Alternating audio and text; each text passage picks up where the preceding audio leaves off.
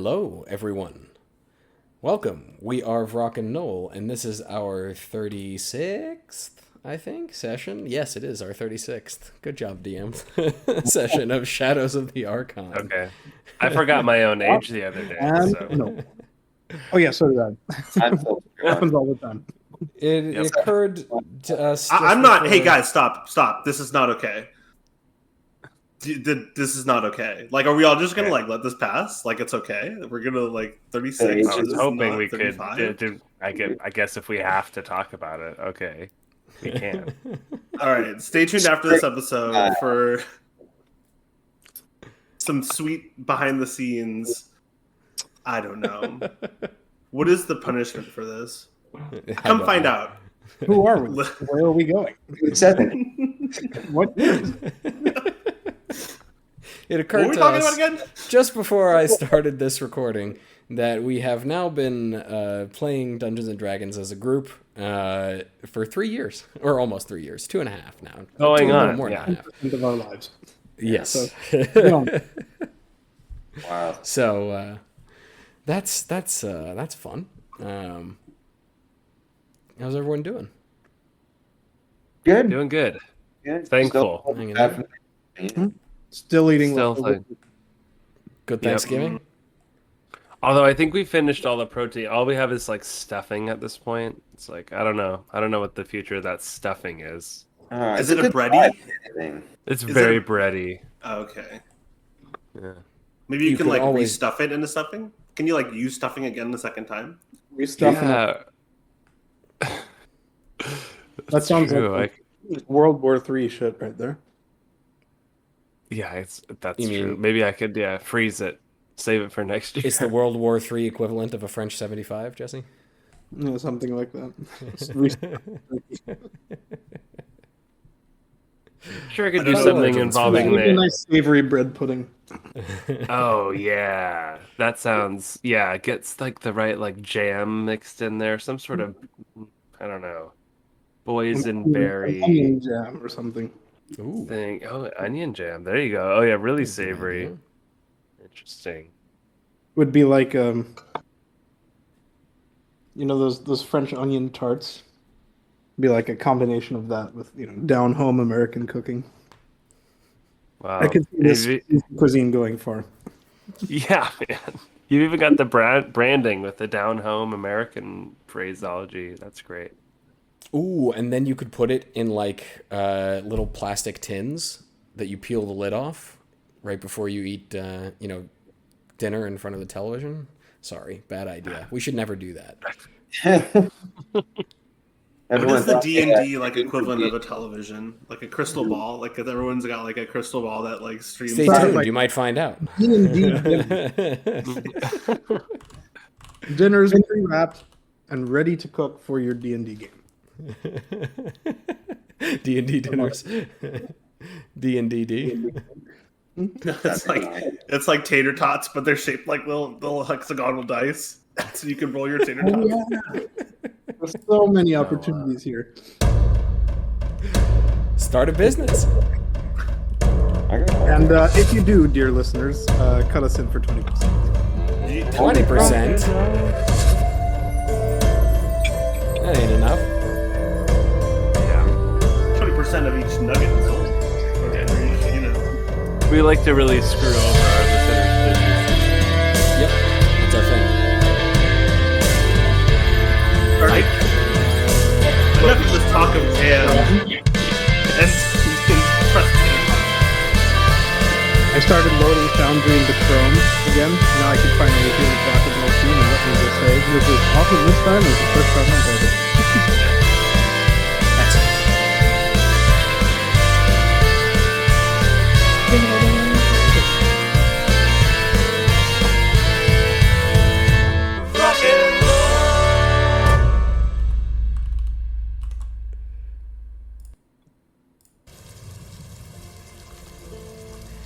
In our last session, the party awoke to find the remains of Fenrir in the inn, having been transported there by Impic, who was apparently free of the time loop.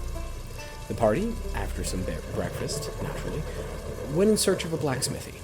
In short order, one was found, run by a man named Joaquin and his young son Jonathan, as well as his aging father. Although simple enough, the smithy was excellently well stocked, and Joaquin agreed to allow the party its use while he created a greatsword for Arid.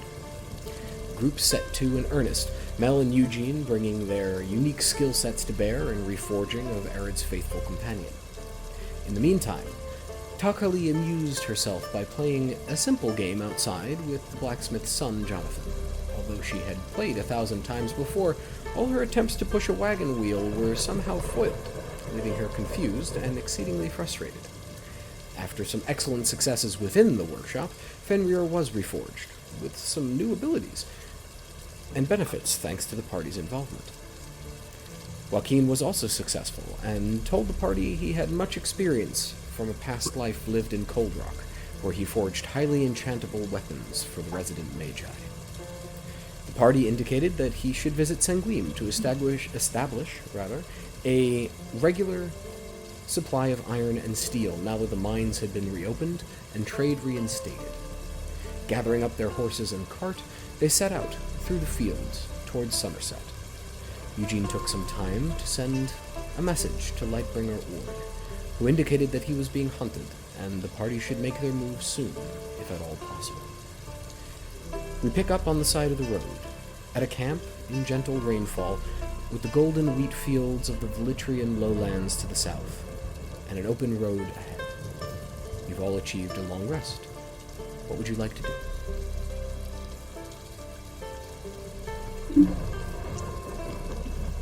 Eugene, about how many days would you say we are from your hometown? You would know it's about Well, one day, Eugene. about 1 day, give or take.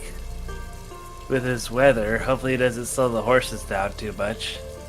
Sometimes these roads get underkept. It's They the don't really car. like I would do taxes the out same. here. Yeah, the communities don't really like taxes, so nobody really pays for the roads, so they just count on people to fix it up. And most of the time they do it, but sometimes the roads get real shitty, so we'll see.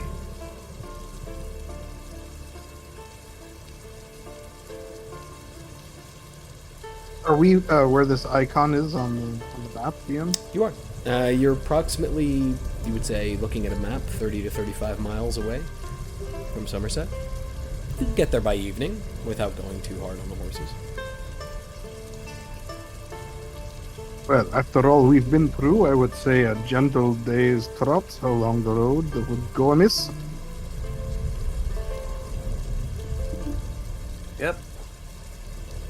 It'd be good. I feel kind of like I have butterflies about going home a little bit. I don't know. Feels like I've been through so much, you know?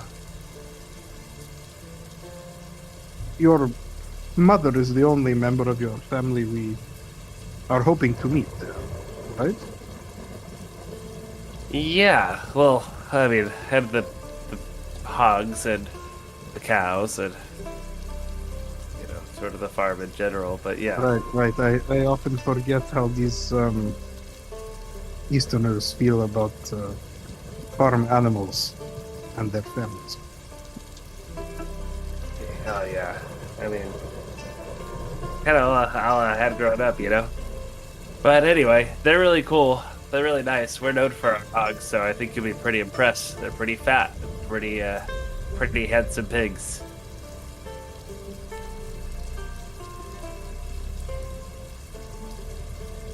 If no one has any objections, I'm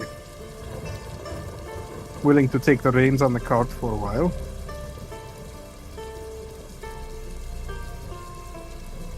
Arid is riding his horse Chance next to the cart, with Fenrir hopefully loping along beside him. How's he moving, DM? Arid would be taking a stock of his movement, just making sure he's moving with the same grace power as before. Roll a... I guess I'd make that investigation, since you're comparing it against the previous. Right. Oh, let the bad rolls begin. That is a 10. Not starting strong. Dirty 10. Oh 10's boy. enough. You're distracted as you ride. Maybe it's the rain pitter-pattering on your head. Or perhaps it's the constant bickering of the other two horses attached to the cart as they occasionally nip at each other. And Melchizedek is forced to scold them slightly. You do notice that he is moving about the same, maybe with a little bit more alacrity. But he keeps pace easily enough with the party, particularly at this sort of slow trot. In short order, you strike the camp and set out along your way.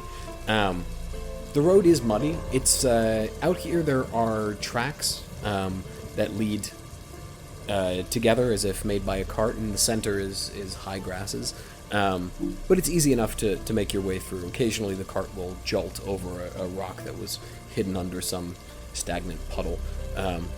But it is also quite beautiful. Looking left, you can see as the ray sheets of rain just sort of move across the wheat fields, which obviously brings them life and nourishment. It can be quite beautiful to look upon, although the sky is gray and it is very overcast.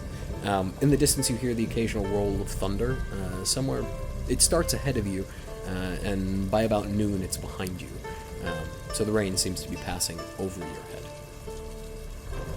Eugene's just like kind of staring at all of this beautiful weather and these expansive fields, and just like didn't really realize how much he kind of missed home until now, and just kind of like letting his eyes sort of slowly close as the thunder rolls and kind of just soaking it in. You guys might kind of notice that he seems just kind of struck at being back here. Kind of noticeably quiet. How long did you say it's been since your last visit home? Just, you know, since I met all you guys in Sanguim. Well, no, that's not true, because I had been at school for a while before that. I don't know, I guess it's been quite a while. And you set off directly from school on your quest. Well, yeah, I had to go, you see. It's something magical, something special that just fell into my lap. I couldn't... To be honest, Mel, I didn't even think about it. I just left. Wow. Were they expecting you then? Suppose not, huh? No, I sent my mother a message. She knows we're coming. That's how we found out about the tower. Right, at the Mandolin farm. You gotta look out for that. Oh, you guys, look over here. There's this heart. I mean, this grove of trees that kind of looks like a heart over there in the hills, or at least there used to be. Do I see it, DM? So, it's interesting. It's been a long time since you've been here. You look to where you used to see the heart in the trees, and you still see it. It's there, the rough shape of it. It's a little oblong, but it's... You imagine to a young pair of eyes and to an imaginative young person, it would look very much like a heart. I never I'm sorry. took you for a romantic.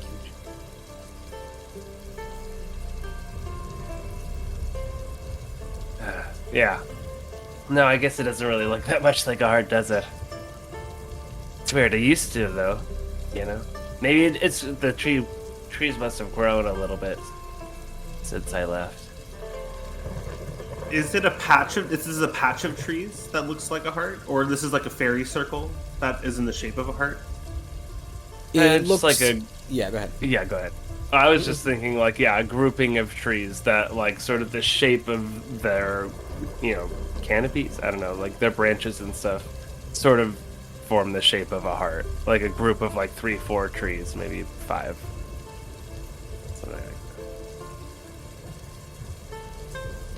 From like a distance, that is.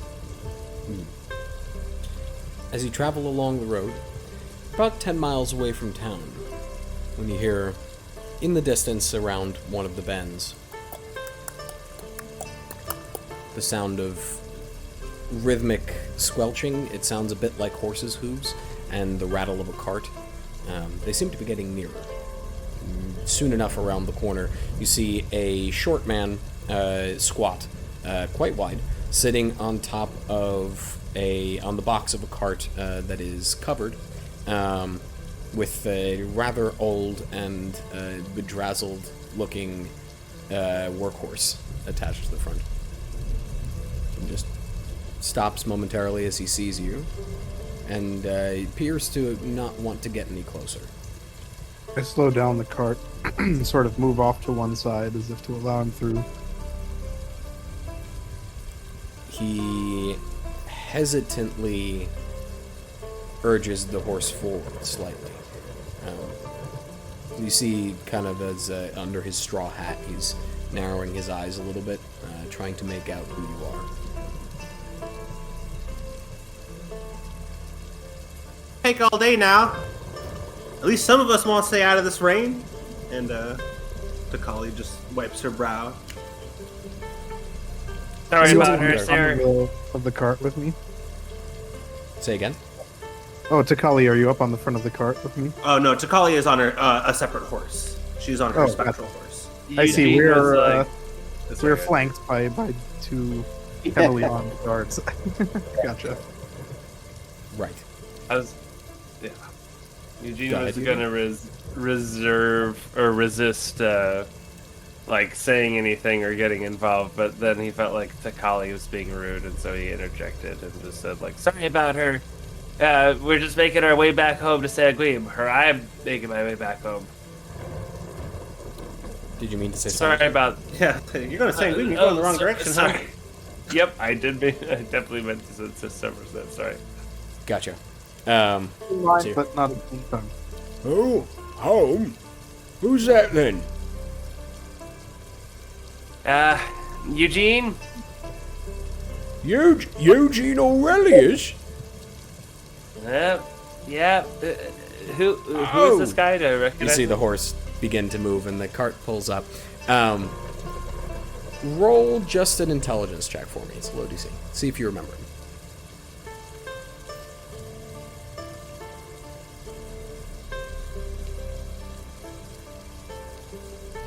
And it's a 12. A 12. You more or less remember him. You know you saw him around, although he was less rotund last you saw him. You know he's a farmhand, and he worked for the Mandolin farm, right next to yours. Mm-hmm. Jackson, remember me? Oh yeah, Jackson. You worked at the Mandolin farm. That's hey, right. I heard there's used like... to help you with the pigs from time to time. You recall? Yeah, that's right. You were always like a little bit harsh with them. I didn't really pigs. approve of. Yeah, well, no, you see, they have some more to them than just that. But anyway, Always got to have a stern hand with pigs and children, I've said. No, you don't have to. God, so simple-minded. I was gonna ask about the people live tower. The tower of Oh, the you heard Mandolin about farm. Bad business, that is. Bad. Killed 2 people. They first appeared out of nowhere. They went to look. Zap! Lightning! Out of nowhere. Clear sky. Middle of the night. Never seen anything like it. Still haven't, because I wasn't actually there. But now the Velitria Grand Council, they won't let no one nearby. Wow, 2 people. Was it at the same time or 2 different times? Nah, they both went together. Interesting. One of those things, you know, it's frightening when it happens, but you've got to remember. Did you say the world tower ain't came? friendly. What's that? The tower popped up out of nowhere? I don't know, there was a storm one night. I went to bed as I always do. Woke up the next morning, walked out my front door, and I'll be fucked, but there was a tower. Fran, did you say lightning struck those two dead? Did that lightning in the store come from the sky? Or did it come from the tower? I don't really know myself, just repeating rumours. That's what I heard. But there is a sort of energy crackling at the top of the tower. It's underneath, it's circular, and underneath the top you can see it. It's just sort of crackling there. So I imagine it probably came from there. Good to know. And you say the Velitrian High Guard is currently watching it? That's Keeping right. a barricade around it? Keeping me out of work. How's a guy supposed to tend a farm if I can't go to the farm?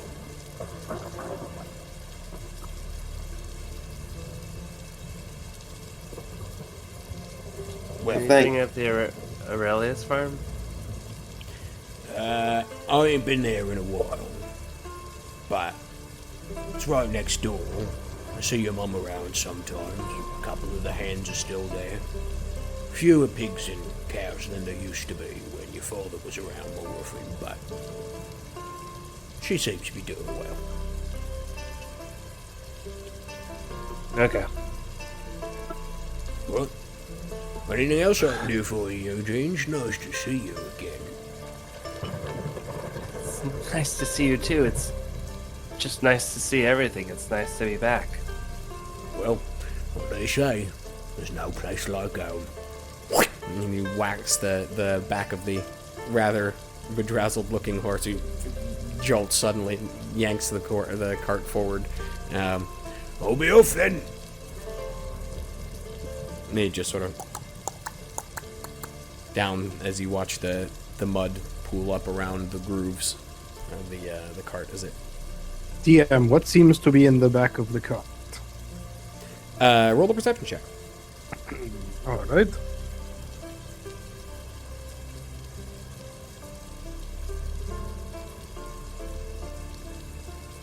Be a 22. Yeah. 22. Nice. Hay. It's hay. It's bundles of hay. They're covered on top to keep them dry. He's not looking to make silage, for example. But they are dried, reaped grass. I turn to Eugene and I say, where do you imagine he's off to? Where would I imagine he's off to? Heading in this direction, one of two places. Ballinville, where you came from, or Attensburg. Attensburg. Ballinsville or Attensburg. Really Kinda like is the two idyllic places. farming country, is it not? The traders Yeah. trade in hay, not iron or gems or enchanted objects or any of the things I'm used to seeing in the back of carts.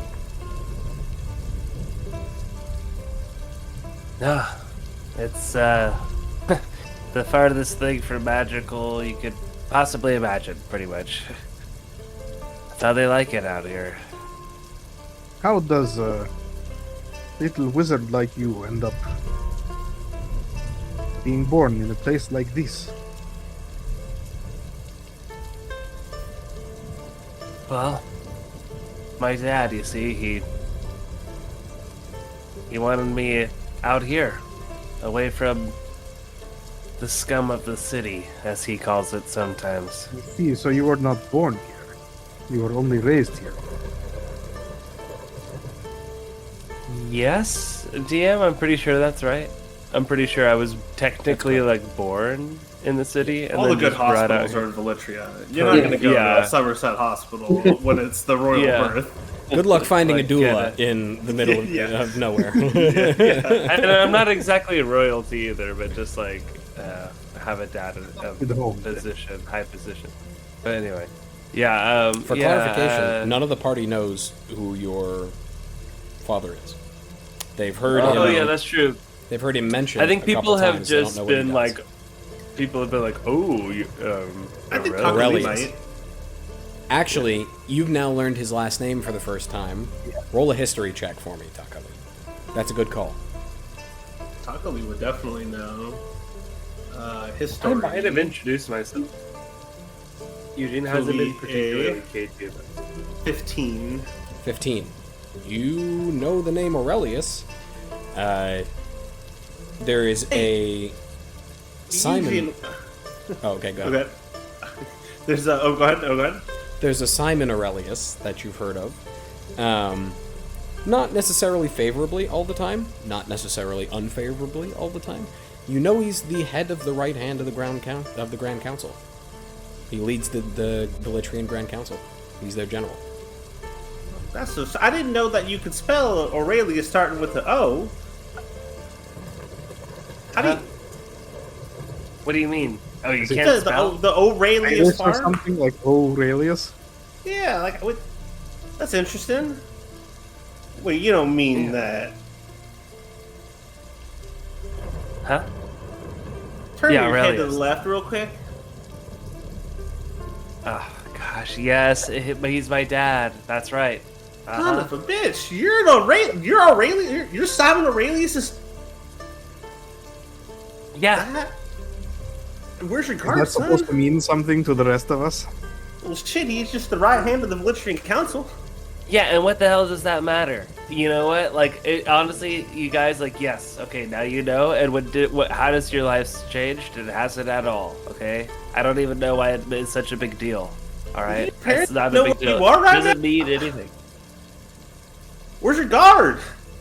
There ain't no way in hell Simon Aurelius is letting his kid wander around Somnia like that. Yeah, well, Are we being maybe watched? it's not up to him. Takali is Roll a gonna, perception like, check. take a moment and, like, look around. We've had a tale of Secret Service agents. Yeah, probably. Nobody thought to look. That's a 5. It's a 5. Yeah, you're definitely being followed. Yeah. Yeah. Look, I know Takali. It's let's say, well, my dad did give me his blessing, but I was gonna leave with or without it, kind of a thing. And you know, he's a good man, but I don't think he's necessarily happy that I'm out here. And anyway, the point is, if he had it his way, I'd have a whole train of guards with me. Fucking platoon, probably.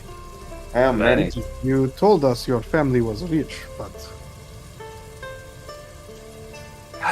Well, that's the thing. He tried to raise me outside of it. He wanted me to, you know, get a level-headed upbringing and not be surrounded by affluence and sort of all the ass-kissing and the brown-nosing. so pigs. So, pigs, yeah. Eugene, how powerful is your father? We've been gone now for a few 10 days with you, and well, we've been up to a lot of things. Gives Collie sort of a side eye that you might not approve of you doing. Are we gonna get caught up on anything?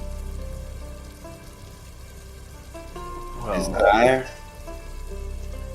I mean, just a little bit of highway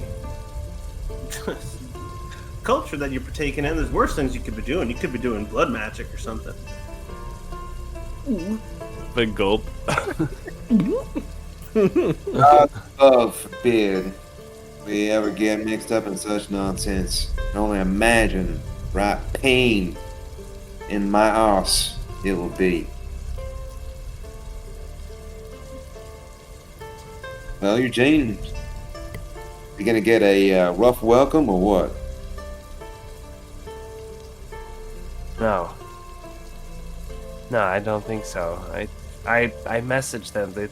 They're looking forward to seeing me. You messaged your father? Yeah, I did. I told him I was going to see Mom and just told him I was fine, and he said that he's, you know, proud of me, and, you know, tell her I said hi, and actually, what else did he didn't, I don't think there was anything more to it than that. Was there, DM? There wasn't, like, any, like, new info. Not in particular. I don't think there was like some new like story hook or something that he told me about that I'm What's a not story hook? remembering right now. Yeah, I don't. Anyway, 1, 2, 3, yeah. 4 walls. Yeah. Of his own novel. Story hooks are not in this. Yeah. He didn't have much to say. Well, I guess I didn't really give him much of a chance. I don't know. Come to think of it, I guess that was the first time I talked to him really since I left. Just give us the old wink and nod. Yeah. Think trouble's coming our way. You know, there's a lot of shady people in Velitria. They don't really come out to Somerset very much. I think we'll be okay here, although who knows what the hell's going on with that tower business. But yeah, when we get to Velitria, we'll need to watch our backs. Just because that's what my dad always says. The Myrels, right? No such. Come to think of it, Kyle, you heard that family name before? Can I roll You don't even need a history check? check. You don't even need one. Yeah, you absolutely have. They own the Vault, which is the wizarding bank in Cold Rock. You know that's the run by the matriarch of the family. And you know that they are involved in many businesses all throughout Cold Rock and Velitria. Their presence in Cold Rock is limited because they are not a wizarding family. They therefore have lower social status. However, they have just sort of cajoled their way into society in Cold Rock because they have so much money. She rolls her eyes. My rails. Sanctimonious pricks. Yeah, I know them. They're like... What is the D&D equivalent of Teflon? Like a magic pot. Ain't nothing sticks to them. Interesting that you say that. Well seasoned cast iron in answer to your Well question. seasoned, that's it, yes. They're like a well-seasoned cast iron pot. We've the intention No, plenty goes cooking of inside. food that gets stuck to the pot, so to speak. Well, just at least one of them. Well, what was your name, DM? Someone with a C? Kara. Kara. Myra. Myra. With a K. K-A-R-A. Thank you.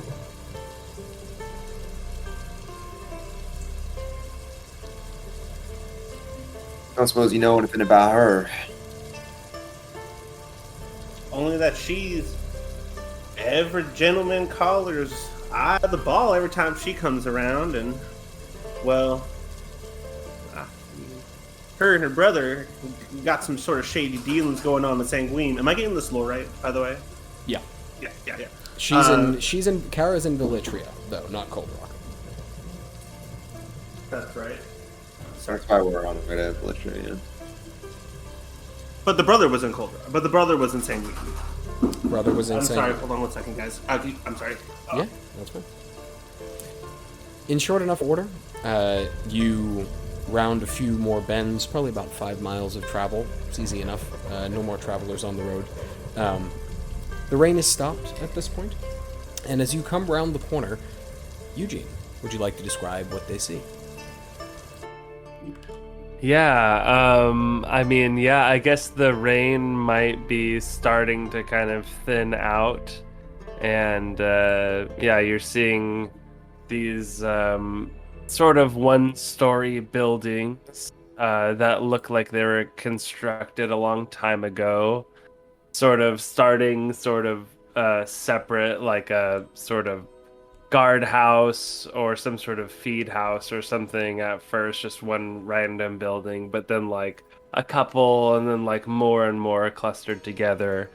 And you sort of see a smattering of what look like small farms amongst like other long expansive fields.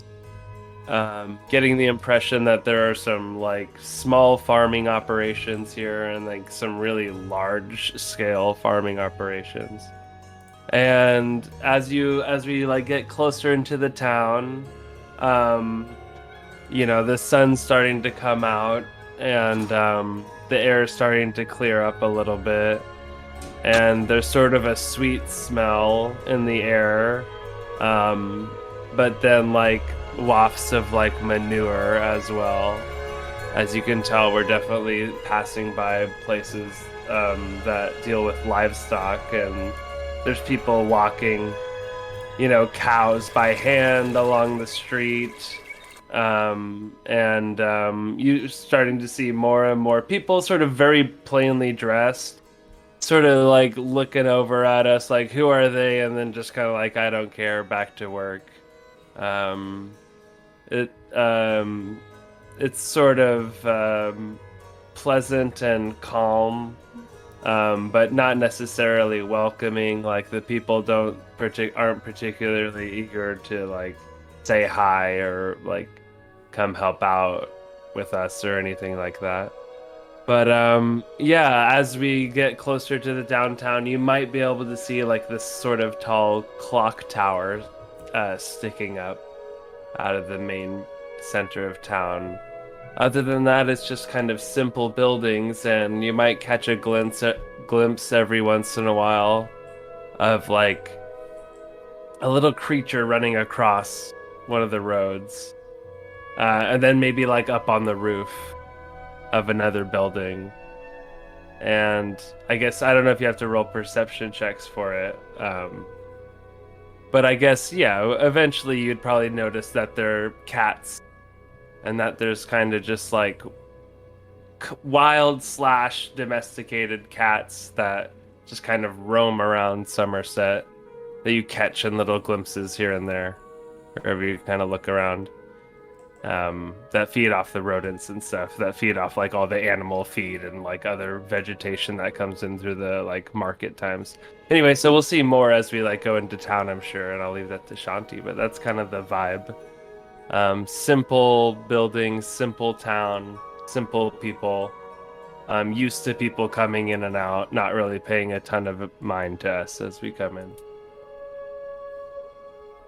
Does Fenrir draw a lot of attention? He does. You imagine a metal construct is not commonly seen in the streets of this backwater farming town. And people whisper about it, but they don't engage. They sort of look and very quickly look away. A young girl at some point with her mother looks at Fenrir and then looks up at you, Arid, on your warhorse. And the mother very quickly pulls her aside, and you hear her scolding her. We don't talk to strangers. We don't speak with strangers. As you approach the center of town, towards the clock tower, you note that it's the clock tower is actually attached to a building at the ground level, and hanging from that building is a wrought iron sign, which reads I Sonome, which you know in Elvish means the place. Around that, there are a number of guards, Eugene. Some things are different than you recall. The buildings are much the same, the people are much the same. However, there's far more guard presence than you're used to in such a small place. There was always a bastion of 6 or 7 guards for this town of maybe 300 people, but now out just in the town square, there you can probably see 10 to 12, and more milling about on the side streets and speaking with locals and so forth. Wonder what all these guards are doing here. Wonder if it has anything to do with that tower. Well, yeah. Your friend Jackson told us that they were keeping perimeter around it. Now, you don't suppose you can go over and talk to them, tell them that you're Simon Aurelius' kid and let us on through now, don't you? I mean, maybe. Go get him, I'll Tiger. try. You notice that one of them, who has a cape attached to his right shoulder and draped across his back, you would know this, the two of you anyway, Takali and Eugene, to be a sign of commander. So he's clearly in charge of the troop here. He's looked up now from where he's sitting just outside at a table speaking to locals, and sees you and stands up. Kind of nudges some of the guards who stand to attention and start walking towards the cart. Hi, travelers. State your business. Yes, we're travelers. We are here because, well, I'm coming home. My name's Eugene Aurelius, and these are my friends, and we're the foremen. Well, Sorry, Takali. just for a minute, I thought I heard you wrong. Did you say Eugene Aurelius? Yes, Eugene Aurelius, that's me. I'm coming home. Right. Family's Yes, got that's a me. got a farm in the area, right? Yes, the Aurelius farm, the hog heaven. Right. Well, sure Dorothyn will be happy to see you again. Yeah. Right, well, you're all welcome to travel to that farm if you want, just so you know. Tavern's off limits. Not tavern, sorry. Mandolin farm is off limits. Mandolin farm. Why? Oh, because of the tower. Oh, you have heard about it. Yeah, we have. Well, mate, that tower's a nasty business. We heard Grinder. that 2 men got attacked by a lightning storm or something like that. Well, you heard wrong, mate. It's not 2 men, it's a man and a woman. Farmhands, Mandolin farmhands. Dead. So, don't go near the tower, alright? If you do, I'll arrest you. If you want to try, feel free to talk to Master Emerion. Master who? You would certainly know Master Emerion, Eugene. Master Okay. Emerion is sort of this... It's a bit of an elusive figure. Nobody's really ever met him. All that's known about him is that he is an elf, a high elf, and that he lives in the estate to the north of this town, of Somerset. You also know, because people talked about it rather resentfully, actually, that Somerset is on his land. He technically owns the land underneath Somerset, along with all the farms here, and he collects a tithe every year from the farms. Although it's not, you don't know exactly how much it is, but there is a percentage that goes to him as the landowner. Interesting.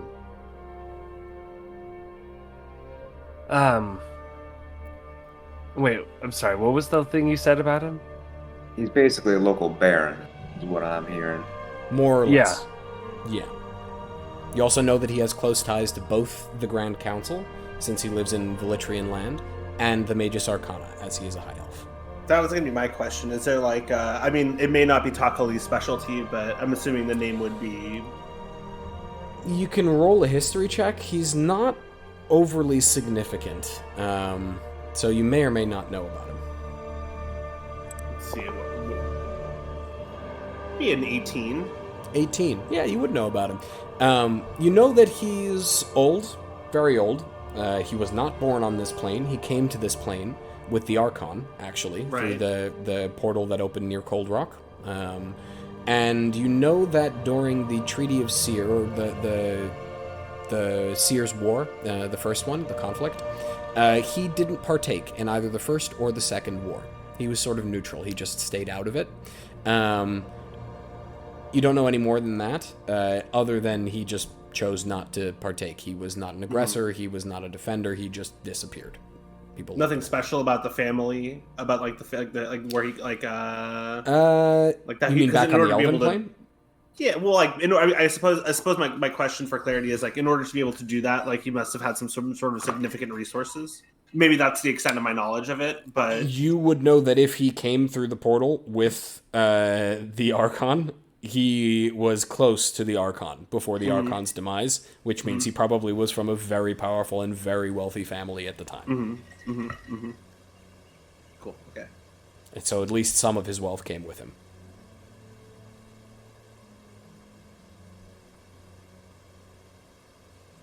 Right, well, I'm going to get back to work. You lot? Say, that armor. You from Coal Rock? Me? Looking at Takali. Yes, sir. Wow, something wrong with the Varandiel taking interest in these here towers coming up? You think we wouldn't have come down? Something wrong with the Varandiel on Velitrian land. Not a problem this year. We'll see about next year. You all enjoy your day. Pardon me, sir. Before you go back to standing around. Next. He narrows his eyes. He offers a small smile to take the sting out of the words. Looking for a friend. Might come this way. Very interested in odd things happening, such as this tower. Old gentleman might have begged for a copper or three. Wearing white robes, and he had a very distinctive shield with a spiral on it. Any chance you or your men seen him come around? If you're looking to file missing persons, I'm not the one to do that with. But I ain't seen him. Right. You do come across him. Let him know his front heir is looking for him. If you wouldn't mind. Do what I can. Appreciate you. Thanks. So long. He just kind of does this, and you see the guards that were standing to attention around him relax and walk back with him towards the tavern. You see there's life inside the tavern. There are people inside. It's not lively, but it is evening at this particular point, probably about 6 o'clock now. And there's probably 2 or 3 people standing out front, drinking and speaking with each other, and the guard. Some of whom are also sneakily, you notice, out of the corner of your eye, just kind of like sipping from flasks while the guard you've been speaking to is not paying attention. Yokels. Right. Well, fellas, and Collie, excuse me. We've got a couple things to do. Seems that tower is out of question until we get some permission from Master Emerion. Eugene, seems you could help there. And then we need to ask around, see if anybody else might have seen our good friend Mikhail. It's the other part of the reason why we're here. And of course, Eugene, you need to see your mother. I know. I do. Maybe we can't start wait. there. Did your own family home? You think it? I don't know if we want to impose on your ma like that. It'd be No, helpful. she would. Friendly place if there's room. She would definitely house us. It'll be a little bit tight. I mean, the farm's not that large. It's not You designed know for what? that many people. But if we could share rooms, then we can make it happen. I apologize for asking. It's clearly an imposition. I'll stay here and you can. Get some rooms at the tavern. That's right. Yeah, well, But I guess it'd be. I I do want my wouldn't mom mind to meet you guys, though. where That's the thing. She's got to meet you, like, at some point. So if you guys would stay there, that's fine. But you got to meet her at least. Well, why don't y'all let me, since I don't share the same affinity for you, no harm intended there, Eugene, but That's we are only recent travelers together. I will Yeah, secure none the taken, accommodations. Takali. It's fine. Yeah, Hethron, you're good. I will secure the accommodations while the lot of you attend to the local matters. There's a few other things I need to do as well, so I can send my daily postage. We'll get jeered at by the local yokels pretending to be foot soldiers. All right. Send in your spy report. We'll catch up with you later. Okay, who's going where? Sounds like Eugene, Arid, and Eugene's mother house, the farm. Okay, Take off Takali. on heaven. Takali will head to the local she will have, she will go to the local inn and secure accommodations for everyone. Okay. We will start at the inn. Tuckily, as you approach, the guards sort of watch you. It's not necessarily distrust, but it's interest, I would say. Specifically because they are not used to seeing members of the Varandiel anywhere, actually, particularly on Velitrian land.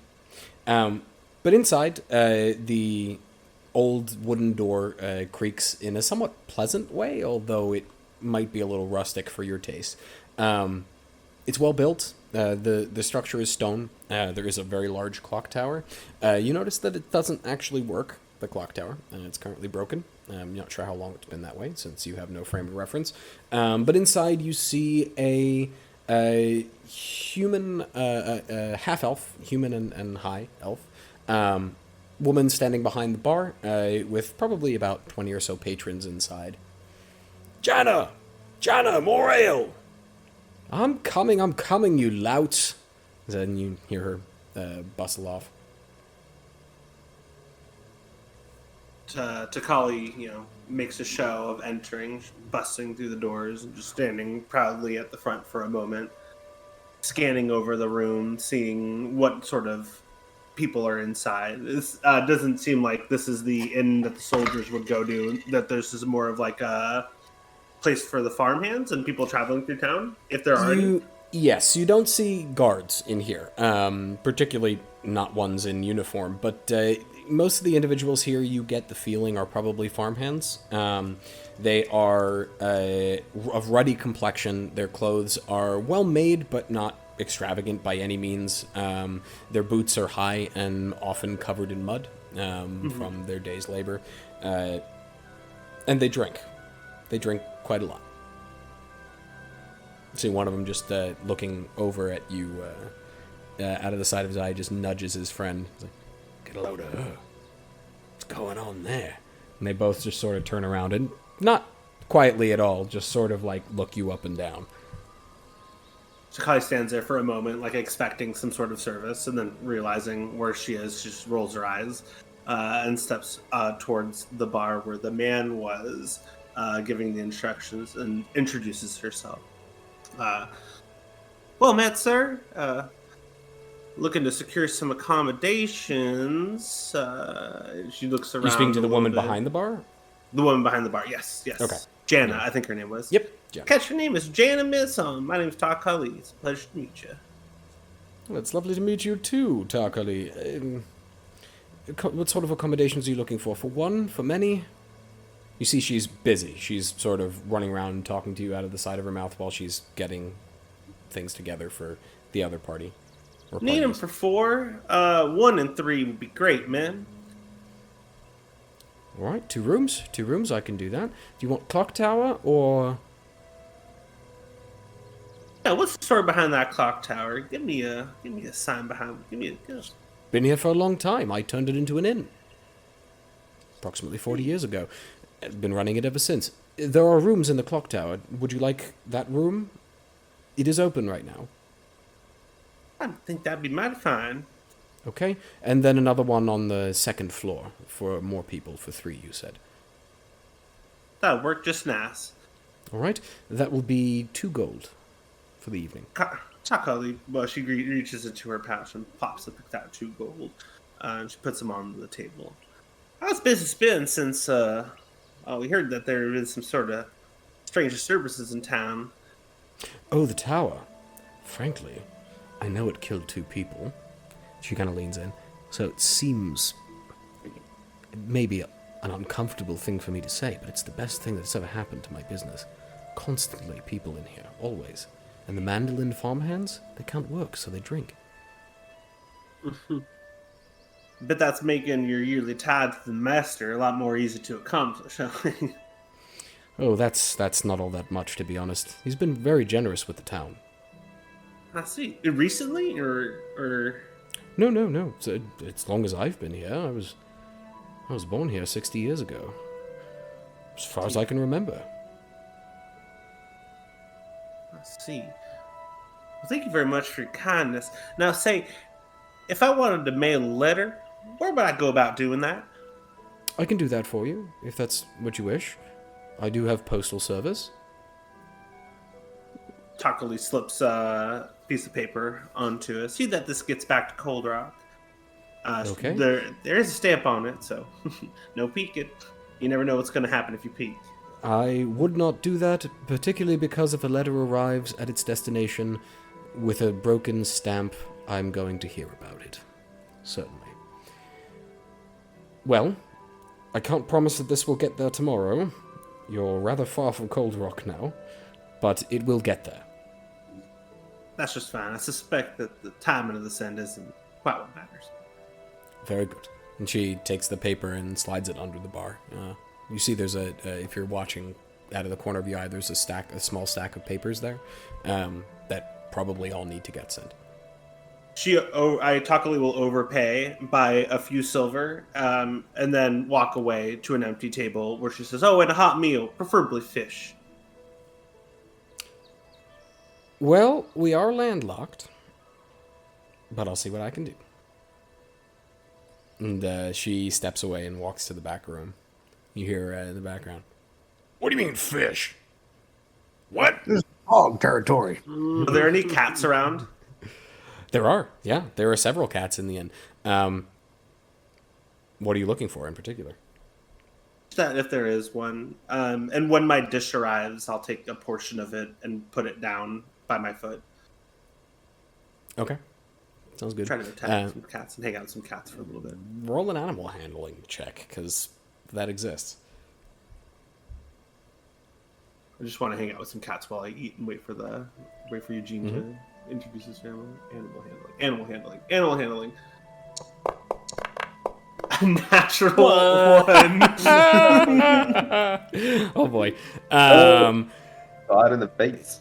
You get the feeling that the cats here are kind of seen as pests, although they are pest control. There are so many of them in this town that the people often mess with them, particularly in this tavern where it is full of drunk louts, essentially, who will like give them food and then kick them while they're, trying to eat it. And they don't trust you. They don't know you, and you are a stranger. In fact, one arches its back and hisses at you as you put the food down. Have it your way then. Takali picks it up and eats it. That's a scene. It fades to black. Okay. The other three. I am going to go ahead and share the map. Just a moment. Ooh. Oh, Can you see it? Yeah. Okay. Yes. Isinome is here with the clock tower. As you make your way up the road in a northwesterly direction, Eugene very quickly veers off, lost in his own world, along a dirt track to the right, and you kind of get the feeling that maybe he knows his way around here. So, following him, do you have the cart with you, by the way? Yeah. Yeah, we would have brought it. Yeah. Okay. In relatively short order and without too much difficulty, although the road here is a little rocky, and the cart occasionally bumps up and down over stones and boards that have been laid across the road, but not maintained very well. Eugene, would you like to describe your family farm? I mean, yeah, I can only, I guess, describe how Eugene remembers it, but it was, a simple sort of house building that had like a main room with like a fireplace with a kitchen attached. Anyway, from the outside, it looked basically like a large square with like two wings on it, or like kind of two rooms attached to one large building, basically. Sort of like a triangle shape. But anyway, and then there's like a pasture with like or there was a pasture outside, like sort of in the yard of the house, with like a lot of like pigs sort of roaming around. and then like past a little partition fence, like some cows roaming around. And then there was like a separate barn that seemed to house, or that did house, other livestock. And there was like a little kitchen coop. And like in the barn might have been more cows or like some of the horses they used to like plow the fields. They only really like grew their own like corn and potatoes and like onions and like simple stuff to make their own food or to like feed the leftovers to like the pigs. They didn't really like focus on selling their produce, but it was more just for like sustaining themselves. So there's like little gardens and stuff and like some rows of corn out there, but mostly just these large like kind of pastures filled with filled with pigs and some cows, and then like a large barn that could house all the ones that you see outside, plus more, and then like some horses too, probably in there. And you see like some farmhands sort of like walking around, but not many. Maybe just like a couple guys doing little duties. At this hour, it's probably about 7 o'clock now. The farmhands have actually gone home, but you do see out on the sort of porch area, in what appears to be a rocking chair, a middle-aged woman, probably in her upper 40s, blonde hair, that's sort of dirty blonde pulled back behind her head into a bun. Nice dress, evening dress, but it seems a little out of place for being such a rural area. And the hem of it actually is stained a little bit with what looks to be dirty water. It's muddy slightly, perhaps from walking. She's sitting with a candle next to her and a glass of wine, or glass of something or other. And it's she has a book open on her lap, and she's just sort of rocking and reading. DM, what time of year is it? Are there things growing? It's starting to become fall. So it is early fall, late summer. Prime harvesting season. Which is why it occurs to you you saw someone with bales of hay. That makes a lot of sense. Yes, it does. Mom! And Eugene starts running towards her. Mom! You see the woman look up from her book, drop her book, spring up from the rocking chair, and with some alacrity actually jump down the front of the porch, missing the stairs entirely, and dash across the farmyard, essentially, to throw her arms around Eugene. Eugene! And she just holds the sides of your face. You look amazing, son. It's so good to have you home. Thanks, Mom. It's so good to be home. Oh my gosh. I have to introduce you to my friends. Over here, this is Arid, and this is Melchizedek, and this is Fenrir, and somewhere around here is... She just kind of looks at Fenrir. It's been a while since I've seen something like that. That's mighty impressive, Eugene. Did you make him? No, I'm not that good with tinkering, but Arid is. Arid's amazing. You guys gotta get to know each other. Arid, this is my mom, Dorothyn. Well, handsome and creative. It's nice to meet you, dear. She reaches out her hand. And hitch the horses to, I don't know, is there a hitching post or a ring in a tree or something? There'd be a hitching post. Yeah. All right, I'll hitch up the horses. Mm-hmm. You're too kind, and your son is too humble. He did actually help me make Fenrir over here. Without his contribution, it wouldn't be near as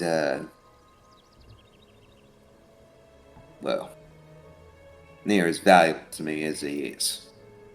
Well, I've always said pride is not Eugene's problem. He needs to be more prideful, I think. It wasn't just me, though. It was a group effort. See, Melchizedek helped, too. He's also a tinkerer. He's also super intelligent and super good with his hands. You wouldn't have beef in the Zudani Empire, would you? How could you tell? I heard his voice. It's the accent that gives it away. I give a small smile and a slight bow. She gives a traditional bow back. Actually, you notice that she knows Zudani custom when she says hello. It's a little rough. It's not, perfect. It's a bit like an American-speaking French in Paris. You can tell that it's not practiced and it's not quite right, but she knows the custom at least. There's an effort there. Does you come does from a real quick- well-traveled family, it seems, Eugene. It's a I pleasure spent to- time there when I was younger, before I met his father. Mom knows so much about so many things. Mom, it was so awesome.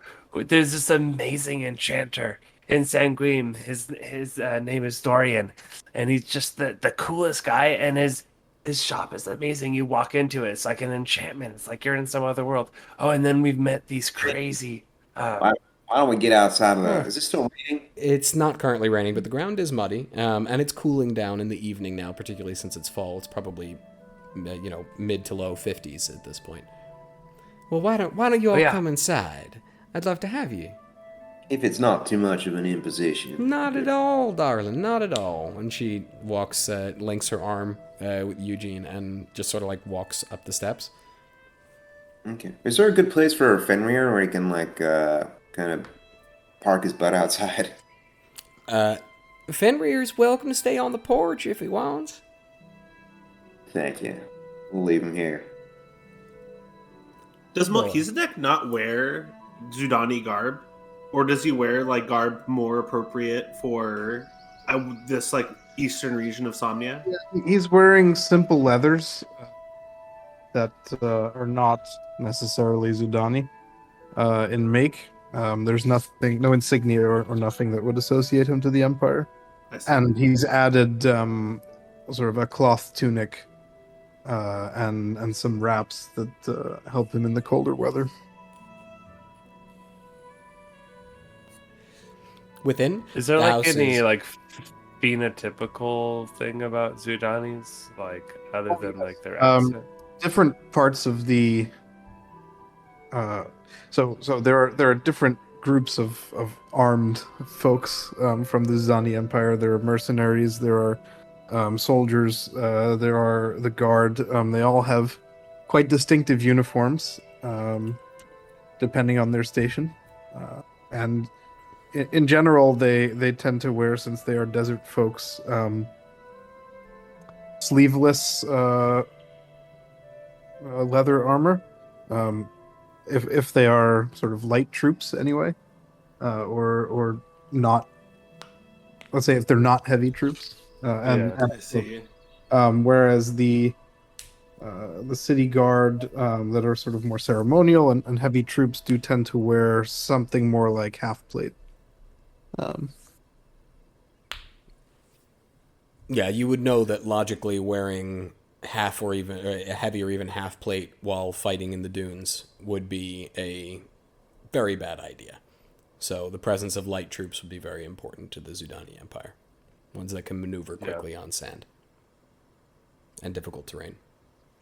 Right. You follow Dorothyn and Eugene inside the house, if you so choose. Within, it is rustic, cozy. The walls are whitewashed, what appear to be pine or some sort of raw wood, and the beams themselves are just natural raw wood across the ceiling. It's not a high ceiling, at least in this first area. You enter into what appears to be the kitchen and partial dining room. It's sort of an open scheme here. But you see a stairway up to your right and a stairway up to your left, leading up to the two wings that Eugene spoke about on the house. And Dorothyn ushers you in and says, "Please sit at the big dining room table that appears to be made out of one piece of solid oak and large enough to seat at least 12 people." Eugene's gonna go up to the pantry right away and start looking through, seeing what there's. It's well stocked. It's very well stocked. You can find any manner of food that can be found in this corner of the world, and take your pick. But Dorothyn, your mother will actually just rap you on the knuckles slightly. Let's go. You sit with your friends. I'll do this. Okay. Sorry, just old habits, I guess. Oh my all gosh, right. it's crazy to be back. It looks all the same. Oh, I like what you did with the art on the walls. How you moved those things around over there. I kind of like Well, it better. That one actually broke. Remember that Oh. picture of the of Somerset, or the painting of Somerset in fall with all the colors changing in the tree? Unfortunately, that one there was a leak, and it was rather badly damaged. So No, not that one. Oh, I like I that know one. your father said he'd have it restored, but you know your father is. Oh yeah, sure. Have it restored. That's a good one. Well, anyway, Comes back from around the counter, bearing plates of what appear to be fresh cheese, and some bread and olives. What looks to be. we were real kind of worried, about this tower thing, and we're just. Oh, that's right. You can actually see it from here if you want. Come look. And she just kind of beckons you and points out the window from the kitchen towards the Mandolin farm. Through the window, it's dark, but you can just make it out. You see a tower that's at very stark odds with the rest of the landscape, the natural landscape surrounding it. It appears to be made of like a darkened stone, but there's like a silvery green woven into it in a spiral that reaches to the top, which is conical. Underneath that conical top, there appears to be sparking blue light that occasionally is from underneath it. They won't let anyone near it. Emerion's orders, apparently. Damn, having That look good. a view of it. Can I roll a knowledge arcana check or something like that? Would I be familiar with any element of this construct? That's what I'm wondering too. Same thing. Interesting. Strike What is me it as- you're looking... So are you trying to recall having seen a tower like it? Are you trying to understand what makes it work? Yeah, it's more of its composition and function, and to understand the flow of arcana energy through it. See if it looks Okay. reminiscent kind of tool or function. Sure. Go ahead and roll an Arcana check for me. I'm more thinking like, have I seen any pictures of Roll a anything history check similar, for me. like that style of architecture or something? Oh, almost a 19, but no. Continue.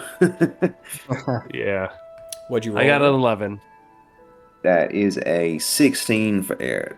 16. With a 16, you gather that it's clearly magical. You also gather that the electrocution that was previously spoken of, the lightning probably came from the conical tower top, since that's where the energy is. Beyond that, you don't really have any notion of what the tower might be for originally, particularly since it's so out of place here and there's no context for it.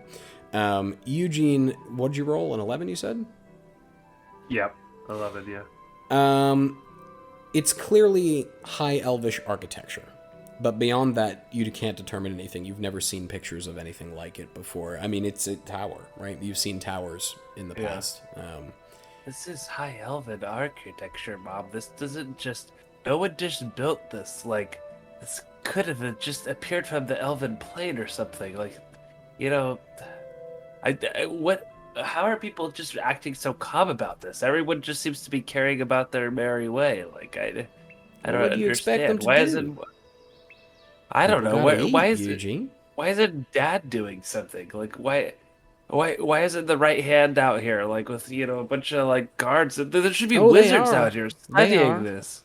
There are quite a few guards. You might have run into them in town, but they have a perimeter around the tower. You can't get close to it without Emerion say so. Oh man, I'm really worried about it. I don't want you to so close to this. Oh, it's safe enough. Ain't nothing gonna happen to me, Eugene. Don't worry. She just kind of reaches and pinches your cheek a little bit. Look, Nice Mom, worry there. we're like kind of badass. So, just Well, that's right. Of course you are, Eugene. Aaron just rubs his forehead like, well, no, Aaron and Mom, I know but the truth is, like, well, we're kind of down. One of our friends kind of looks down. We're not Well, sure that's where terrible. he is. I'm sorry to hear that. It's hard to Yeah. lose friends and family. You haven't seen this like crazy old guy with like no hair and a long beard, have you? Well, I imagine that's what your father will look like in 20 years or so, but I ain't seen no one like that yet.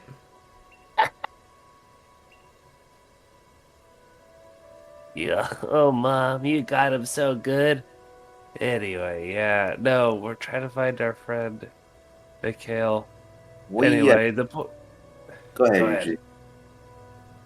I was just gonna say, with him, we have like a name, you know. We're called the Foremen. There's 4 of us that are men, and we did a lot of like good things for the town of Sanguine. Do you know Sanguine, Mom? Of course I know a sanguine. I mean, we talked about it a little bit, but it didn't really come up that much. Anyway, You were in Sanguine. yeah, and What were y'all doing there? If you don't mind my saying so, your son is shaping up to be quite the little hero. What are y'all not telling me? Eugene is like getting like really like nervous looking right now. Oh, I know. He's like really uncomfortable lying to his mom. He just restored a town's livelihood and chased out a bunch of bad guys that were causing trouble. Yeah. Was rewarded with his own mansion on the edge of town. You put down roots, Eugene. That's so exciting. Good for you. Yeah. They Well, They gave us I money, cannot they wait let to us tell in, Mirabelle all about this. She'll be green with envy. oh my gosh. I gotta go say hi. Harry and Larry and Jerry and Sarah, are they all out there? Well, some are. Oh, their time came. You know how it works, Eugene. I never I minded you do. being friends with the animals. It was a good thing. But everything in No, its I time. know. I Can know, we cut really quick to Takali, who didn't who get just her realized there is no fish and she's who eating didn't pork? get her, Yeah, she's getting a fat steak of Yeah. fat ham steak, juicy ham steak.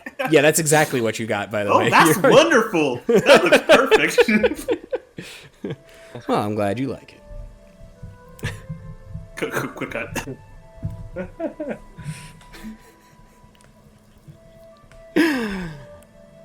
Well, if y'all want to stay here for the night, you can. You're more than welcome to. I've got extra rooms. we already got rooms over at the inn. We don't want to impose at all. We're just here to say hi. And Oh, Eugene, don't you even have to stay here at least. I'm your mother. This is your home.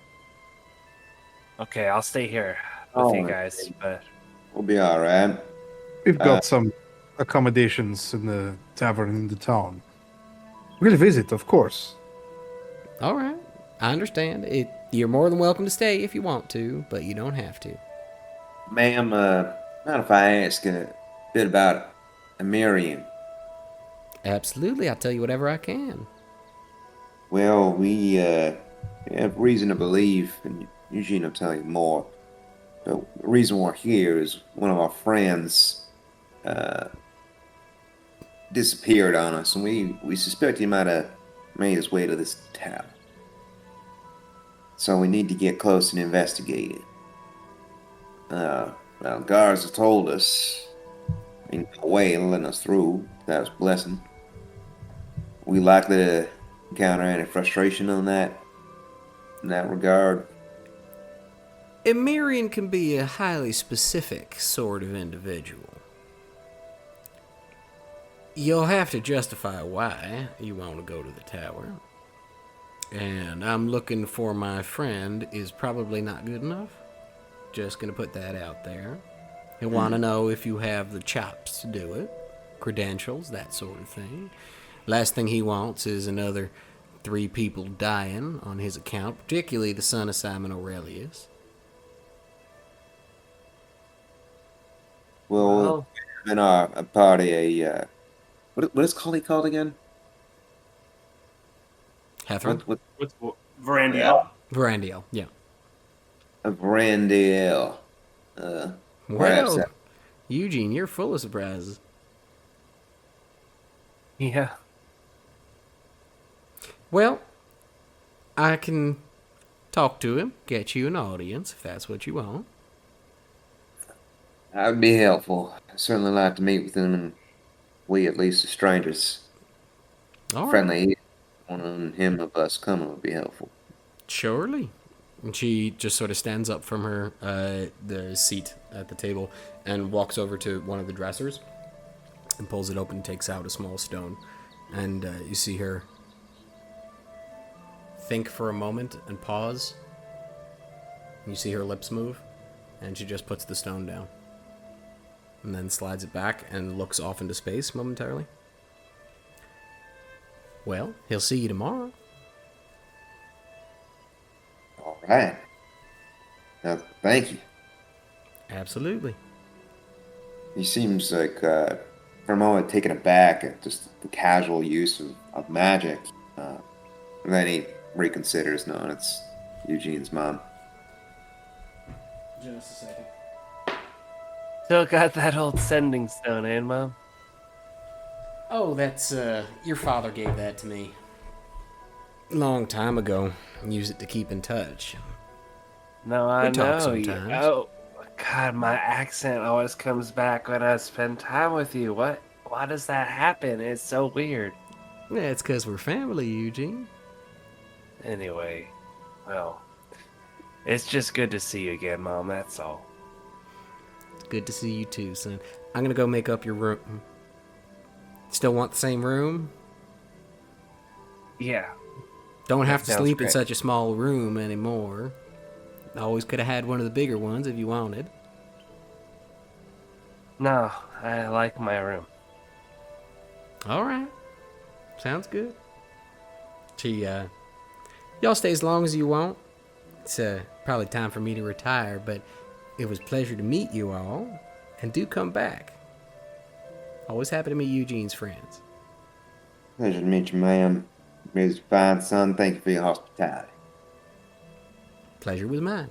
And she rather gracefully makes her way up the stairs. All right. Like, Eric will turn to Melchizedek. We should probably get going. So I imagine these two will want an evening at least to catch up. And I'd like to see about contacting this Emerion. Well, we've an appointment set up for tomorrow. Eugene, when you're done, come find us. We'll set off together. Well, shoot. We'll just go in the morning. Hopefully he's aware we're coming, just not what time exactly. Come find us in the morning. We'll head over together. I will be at the tavern. Right. okay. All right. Also, Yeah, I've never actually really been in the taverns. I mean, whenever, before. don't I mean, just before before this visit. It's just funny. I had He was never too been young. in there before. Do you mind if we stable the horses here at your farm, Eugene? well, it's a kind No. of trek back in the mud. I imagine that they could use a night on a real farm. There should be some open stables, I bet. That way you can take the cart to the tavern tomorrow morning and pick us up.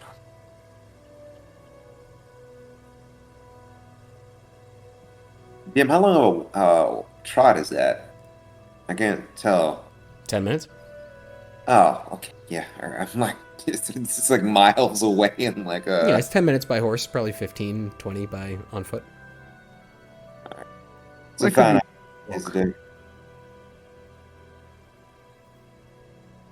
Okay. You take your leave for the evening, stabling the horses at the Aurelius family farm, which Eugene affectionately calls Hog Heaven, although nowhere is that written anywhere on a sign. And you traipse your way through the somewhat difficult terrain, avoiding puddles as best you can in the growing darkness of nighttime. You arrive at the tavern relatively easily without any molestation from third parties, and we'll take a break there and take this opportunity to say a brief message to our listeners. Leave the cart at home when you've been drinking.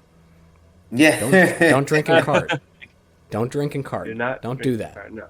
And Don't for do those of you who think that smoking the pipe weed while driving your carts is fine, let me tell you, there is no difference in the eyes of the Velitrian law. Yep. No. Do not do that. I'll Don't do either of those things. pass the leash. Be smart. But if your D&D characters do it, that's just role-playing. And we're back. Yeah, characters make mistakes. Put it that way. If the characters didn't make any mistakes, there wouldn't be any campaigns. Just look out. For Bill. Yes. Don't drink and horse. Yeah. Be right back. Have arrived, or two of you have arrived at the inn. You find a room ready for you.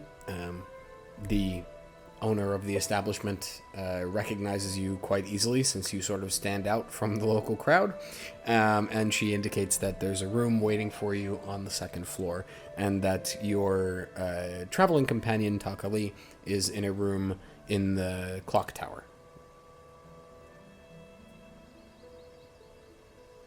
Takali would be there, likely, not inside of the main hall as you guys enter. And I think would have given a description, perhaps also including Eugene.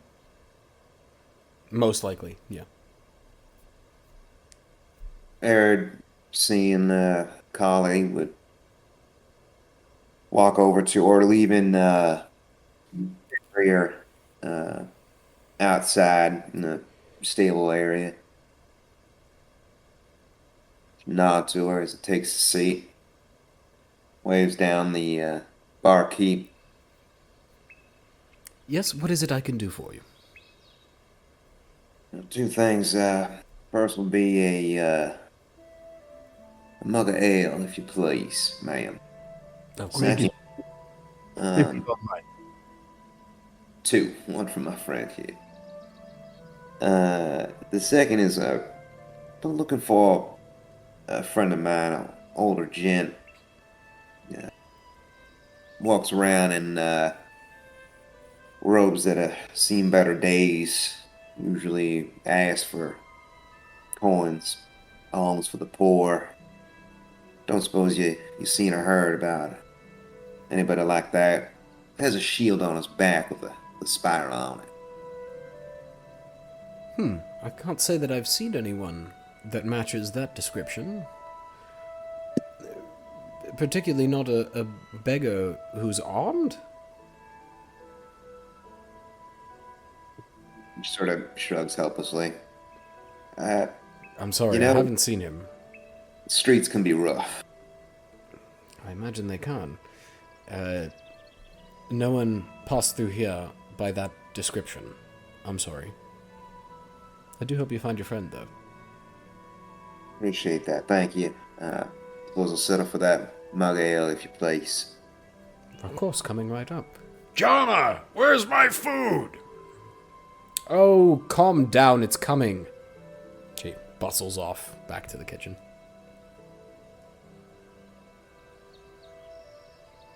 Damn it. So, what do you Yes. think of New Fendley?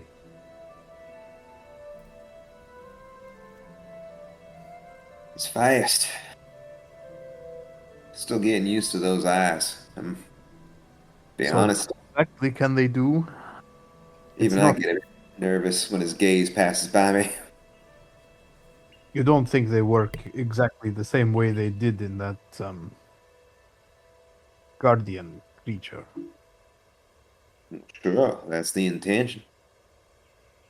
That is just a little bit terrifying. Yeah. I'm glad he's on our side. For Yeah. now, says the DM. Oh no. Is the No, clock I'm not. is the clock tower room that's up? Is that like up on a secondary level, or is that like? Clock tower room is up a spiral set. So there's a set of stairs going up to the second floor where there are rooms to stay in. At the end of the hall, there's a spiral staircase, a square spiral staircase second that one. goes up Okay. the to the clock tower where there's a singular room at the very top. It's not very large. It's probably only about 10 by 10, but there's enough for a bed, a comfortable place to sit, a boudoir, and that's Is about one it. of the walls like the back view of the clock tower Yes. itself? Yes. Like you can see through the frosted yes, glass. and the mechanism that drives it. There's a pendulum that ought to be swinging, but unfortunately it's silent because this clock has not been working for some time. No, I'm mighty pleased with Fenrir, and honestly, this me and Joaquin, it was quite the good fortune. He's an interesting fellow. No doubt. He's a very skilled craftsman for such a small part of the world. Tell me, Erd, what did you think of his son? Done. Well, I was mighty busy working on Fenrir. That's true. You didn't have much time to observe. While you were finishing up the enchantment, That's right. I had occasion to watch Takali playing this game with him. She would try to roll a wheel between two stakes, and he would make her miss, if you see what I mean.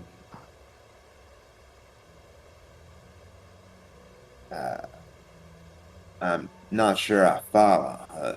Colin, you were rolling a wheel, and he makes just like this motion, like as if you grabbed the wheel and then pushed it, and he came No. over, pushed it on its side.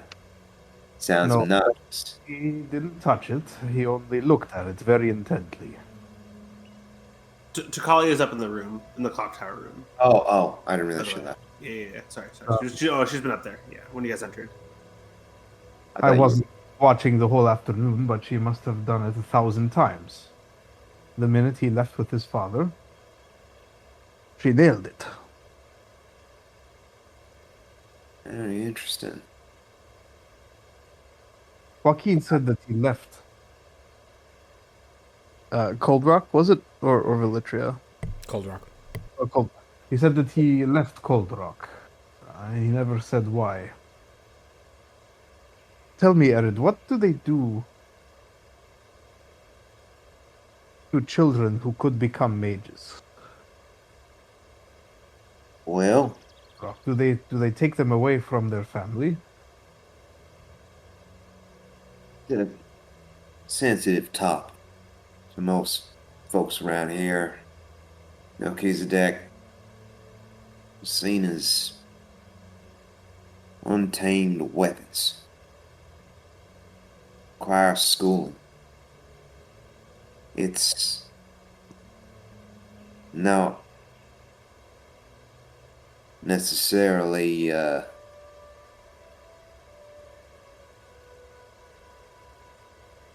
parents don't very much like it. They're forced to. They try to make it seem voluntary, but it ain't. I think I understand. Schooling. They're a danger to themselves and others. At a young age, forced to enroll. Depending on how good you are. So perhaps Eugene's parents were not the only ones to come up with the idea of moving to a small countryside town. Certainly didn't spare Eugene any schooling, now did it? is talented enough to mess with a Hethrone. I don't imagine he'll be able to hide it for long. Arid, you would know that there is a marked difference between a mage and a sorcerer. Mages tend to apply or are recruited to the school. Usually speaking, it's voluntary, and it's considered an enormous honor for someone to be admitted as a magi student. Sorcerers are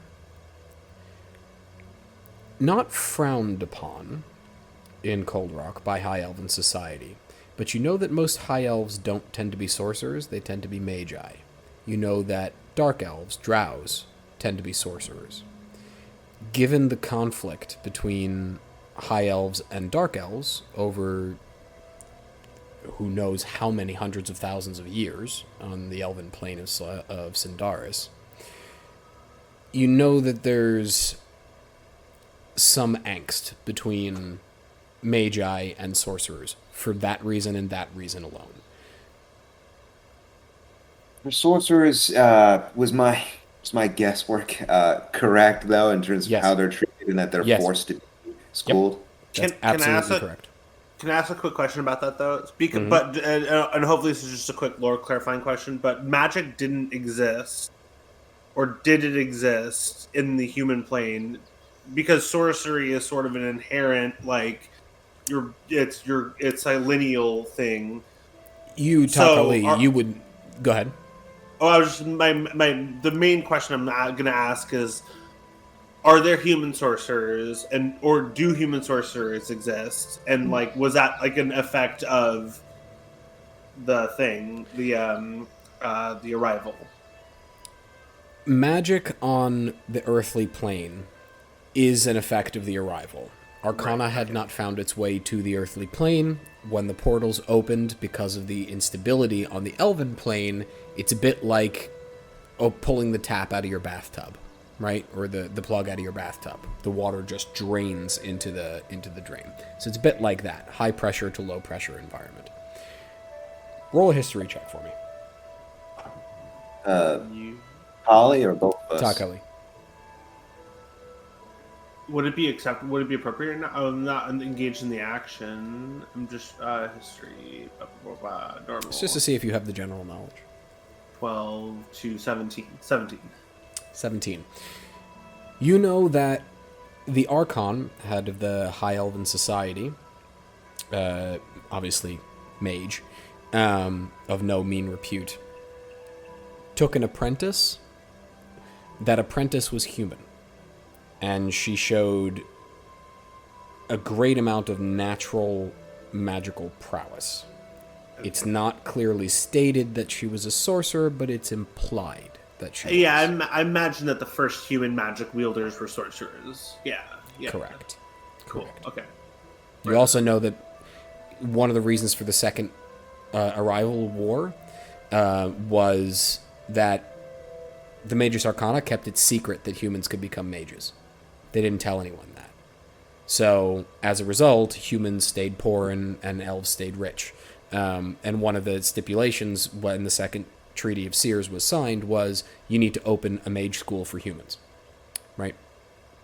So, hence Citrulia, where Eugene went in Velitria.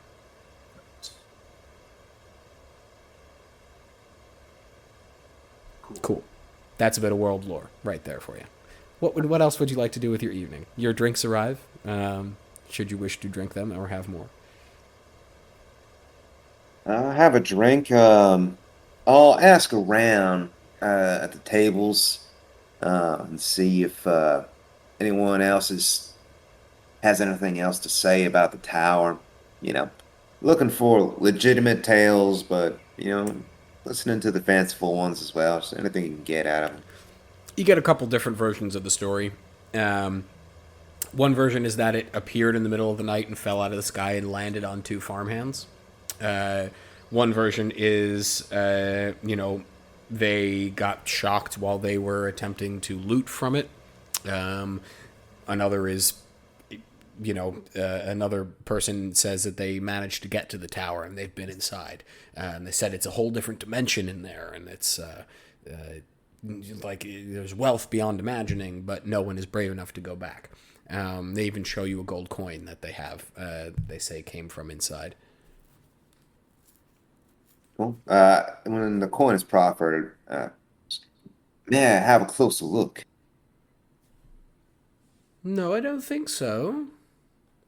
It's my gold coin. And the young lad sort of puts it back in his pouch. Funny how you said it was found in the tower, which would make it not yours. I found it. Finders keepers. Oh, so you made it to the tower. Oh, I made it inside the tower. He just smiles. And, Buy me an carries on. ale. I'll tell you about it. I've heard enough tall tales to see. Yeah, is anybody gambling? Roll a perception check for me.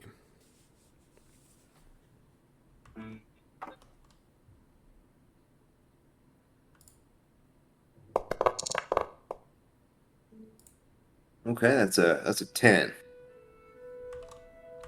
10. You don't see any gambling going on. Either it's not openly done, or it's frowned upon, or you're not sure of the customs in this particular town. But you don't see any happening. Alright. We'll look over at Melchizedek. Fixing a call tonight, I think. Tell me, how are you adjusting to this place? I haven't spent too much time in this area. It's different than Sanguine, swamplands and whatnot. And the mountainous terrain we've been... Trust me, everything we've seen on this side of the Shiverbacks is more similar to each other than it is to everything I'd seen before. I bet. How you doing? You alright? I never really talked much about your old mentor and the circumstances what led to you being separated and over I'm here. glad that he landed on his feet, but I'm not surprised. Suleiman was always a gifted warrior and an Right, honest man, for what it's worth. At least as far as I knew him. how'd y'all get separated? I'm surprised. I didn't think it would be this easy. I know nothing we've done has really been easy, but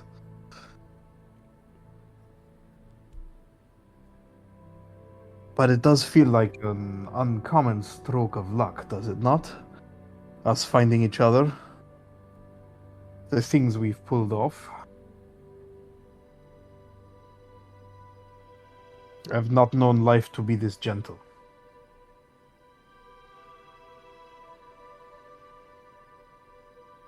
Are you suspicious of your friend's intention? Or just questioning the good fortune? No, I'm not questioning anyone's intentions. I'm just pleasantly surprised. If you can believe that. Well, I'm glad you found a friend. So I don't quite understand how you ended up separated in the first place. If I'm prying, tell me to mind my business, but I figure you know more about me than hell, about myself a few 10 days ago. Just like to get to know you a bit better. Suppose you could say it was magic gone awry. Neither of us were really supposed to be here. You were a magician? It wasn't our magic.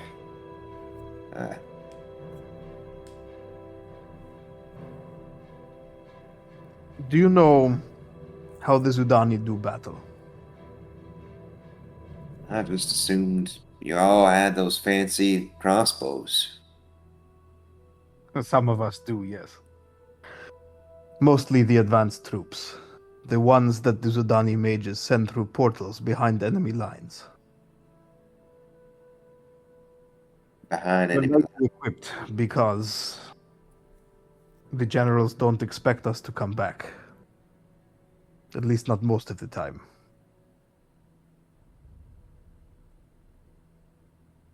But sometimes it seems the portals do not send us where the mages intended for us to go.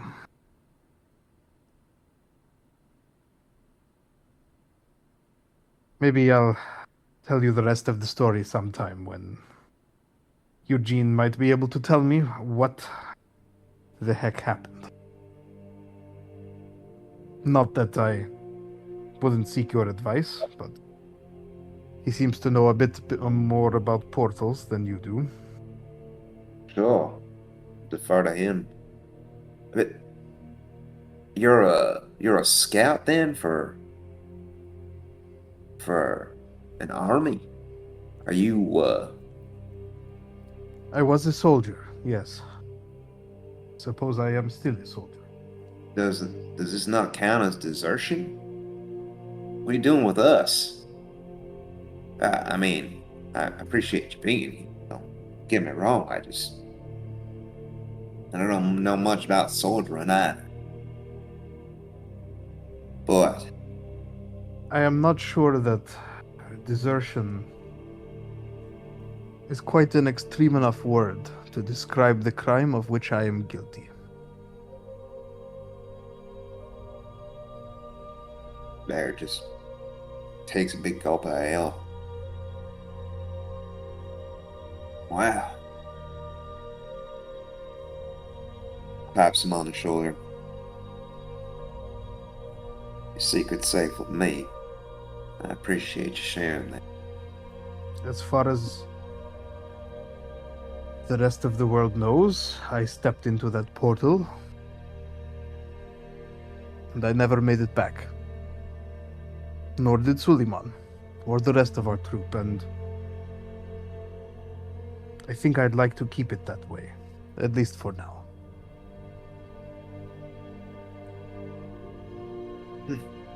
I just realized something. That's something we have in common. You know? At least you knew what kind of soldier you were. But alright. Maybe you should have a new name, Melchizedek. How do you know I don't? Inside check.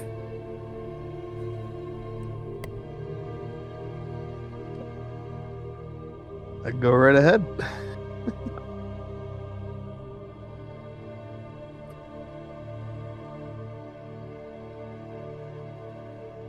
$15.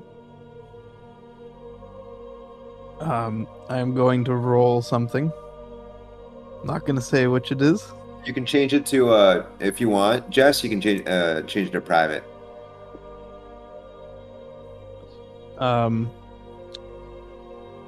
One moment here.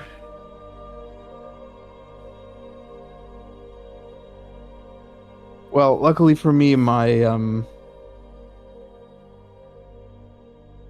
deception and persuasion both have a +0, so here goes. That's a 7. Dude, do we need to jump the whispers? It's a partial truth, partial lie.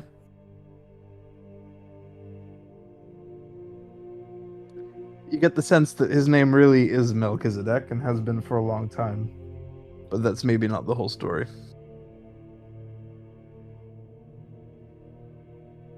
Well, just as well. Melchizedek's grown on me, though I will admit I was getting it confused with Mikhail for quite a while. I apologize. I do hope we find him. When I said we've hit uncommon good fortune, I guess I wasn't really thinking of the last few days.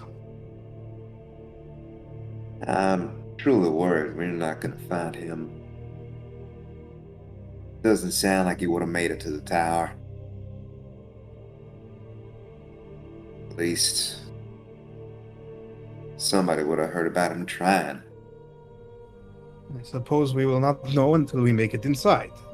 Seeing as it's been more than 24 hours since our last entanglement with some crazy magic. I'm rather impatient to get inside. Me too. Me too, friend. Alright. Well, that's it for me. See you in the morning. Well, we are rooming together, but yes, you know. What? I didn't get a separate room? Damn it. These Verandiel are notoriously cheap. I don't know. Not on my accommodations. Or You're not there. Oh, I'm not there. I'm not there. from various reputable Zudani sources. Okay. Oh.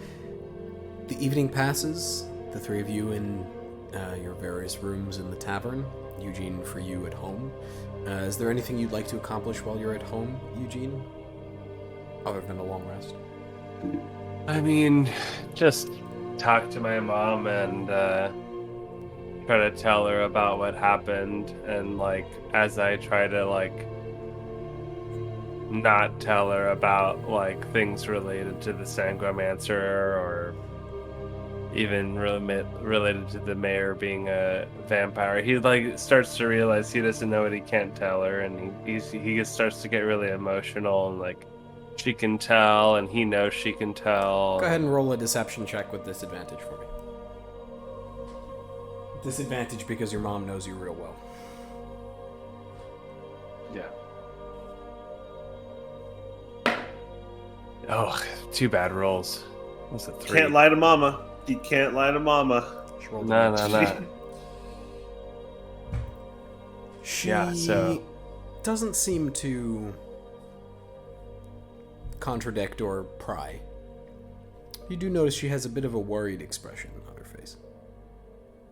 Yeah, Eugene, I think, could tell that she could tell that something's up, and he just starts to kind of cry. She comforts you. I don't know sometimes, Mom, if I'm doing the right thing. How do you know?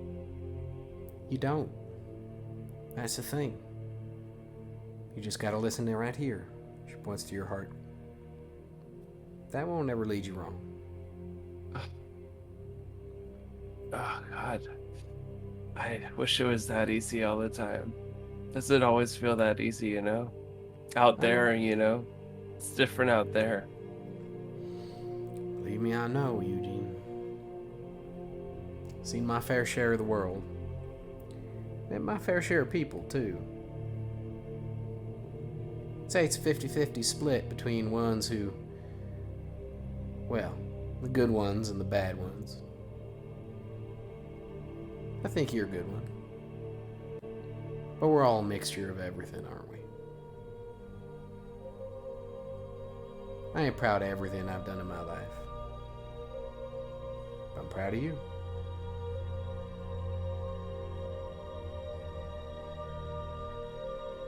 We're gonna make it. We're gonna make a difference, I think.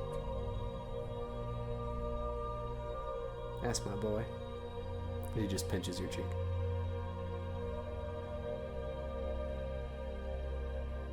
I better get some sleep. I have spells to copy and stuff. Yeah. I can make you breakfast in the morning if you like. Oh, yeah, that'd be great. Alright. And you don't I'll have up at to. daylight. You don't have to do the happy face thing. I mean, like doesn't What really make happy a face difference. thing? And she just gives you a smile. Night, Eugene. Sleep well.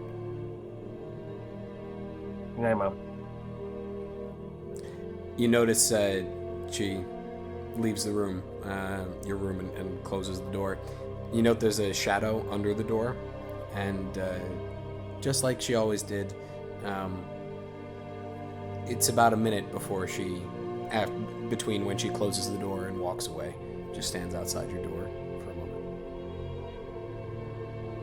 You hear her feet move down the corridor. You said she slid something under the door? Nope, she was just standing outside your door, like she always did when you were okay. little. Yeah. Oh, yeah. No.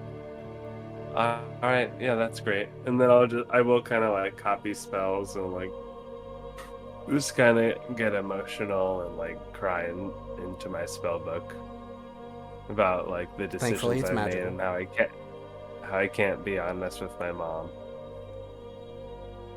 But then flip-flopping and being determined that I actually am doing exactly the right thing. Like, that's so stupid that I even care.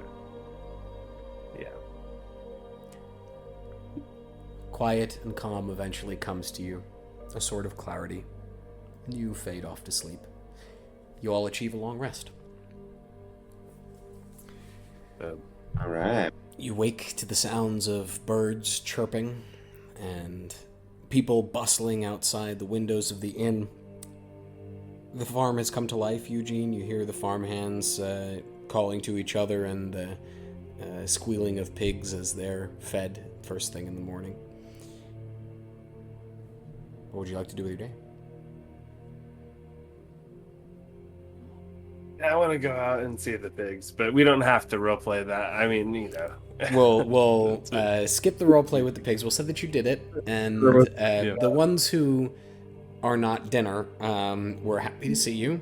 You think, and we'll try and reunite the party a little quicker that way, so that we don't have to continuously context change. And now I want to talk to the cows, and then. One of the cows hits you in the head. As part of the long rest, can Takali write a letter? Yeah, sure. She seals this one with an unofficial Varandiel. She seals it with a kiss. She writes a sordid letter. Okay. Sordid letter. Varandiel are people too.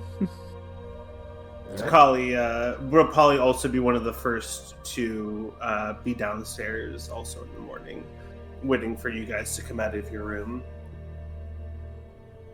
Eager to start the day. I'll say that Eugene arrives with the cart at probably around the same time-ish. Everyone in this town is up at dawn. It's a farming town. True.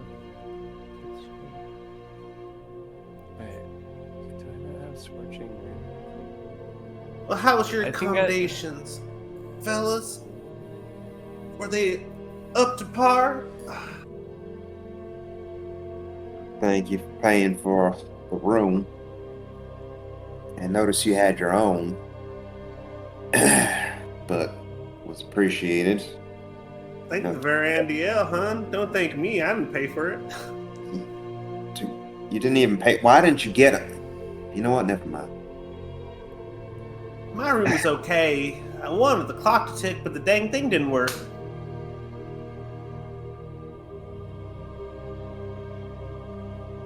Melchizedek. Mm-hmm. Holly, if it's alright with you, we discussed this a bit yesterday evening, and I'd like to get back with Eugene and head over to Emerion. We'll make for the top pretty early. The deputies are coming up with the plan now. Well, that's mighty fine. Figured that was the only way up anyway. Let's go meet with the young man, Mr. Aurelion himself. It's about this time, Eugene, that you hand the reins of your cart to one of the stable hands by the inn, or by Isanome, which is the inn, and make your way inside. You see the rest of your party gathered. Hey, what's up, guys? I half expected that we would arrive to your farm and find you still fast asleep in the pigsty. No. Can't sleep in on the farm. I guess it's just like a learned bodily memory thing. Yep, nope, gotta wake up first thing and feed the hogs. And anyway, I didn't actually have to feed them. They were already feeding them by the time I actually woke up. But I did get to kind of hang out with them and talk with them and catch up with them. And anyway, so what are you guys up to? Do you know the... You know what? Never mind. Last night I had myself a wonderful dinner of them hogs. Your family raises a mighty fine pig, Eugene. Oh, it was delicious. Oh, I enjoyed every morsel. I asked for seconds, and then I sucked some of the marrow out the bone. The complicated part of it. You're right, though. You're right. I know. I actually know. So that's the thing. Well, hopefully visit home was useful, helpful. Otherwise... It was. Oh yeah, it was useful and it was helpful, and it's really good to see my mom. Thanks for letting me stop there. By the way, I know that was maybe a little bit out of our way. Didn't really help us find Mikhail, but it meant a lot to me. So thanks. Nonsense. Your mother's a good woman. Fed us and helped set up a meeting with Emerion. He really liked you guys, I could tell. It's a fine woman. Your breakfast is served. It's a simple breakfast. It's sort of a farmhand's breakfast. It's baked beans and scrambled eggs, and there's sausage, pork sausage, along with some rashers of bacon as well that have been fried up and served for you. As you proceed out into the street, unless there's anything else you wish to speak about? No, actually, no. You retrieve the cart and the horse from the stables. The stable hand kind of expectantly holds a hand out as he gives you the reins. You can choose to tip him or not. But from behind you, you hear, "Tower still looms over the Mandolin farm. Master Emerion deliberates possible solutions." You hear, a few moments later, "Volcanic activity on the Aegean Islands. Magus Arcana to render assistance aboard the Epoch Chine." And then, third, "For the safety of your children, ensure you know their location at all times. Visit the Hammer and Rune in Velitria for convenient tracking solutions." It repeats over and over again. "Tower still looms over the Mandolin farm," and so forth. You see a young boy, probably 16, 17, wandering his way down the main street and around the town itself. What was that last bit about tracking solutions? For the safety of your children, ensure you know their location at all times. Visit the Hammer and Rune in Velitria for convenient tracking solutions. You gather it's an ad. And the volcanic activity was in what islands? Aegean Islands. Aegean. Yeah. You would know they're out to sea. Yeah. Here. Aegean Island. You are here. Here at the Aegean Islands. I don't know why the map's not loading. I see it's trying to load. Okay. Oh, there it goes. Oh, there it goes, Yeah. yep. These are the Aegean Islands. That's right, yeah. I remember this map Right now. there. So cool. Aegean Islands. What would you like to do? Interesting. I think we'll start making our way over to Emerion's estate. Okay. Past the old yeah. stone wall that The old stone walls that frame the wrought iron entryway, which you note stands open. There's a gravel path which winds its way along the river to your left and is lined with poplars and maple trees, just beginning to show signs of fall colors. The air is crisp and cool in the morning and filled with the sounds of birds and the babbling of the brook bouncing among smooth, water-worn stones. You can see in the distance through gaps in the foliage the facade of a stately home, built of stone and plaster and sporting large bay windows on all sides.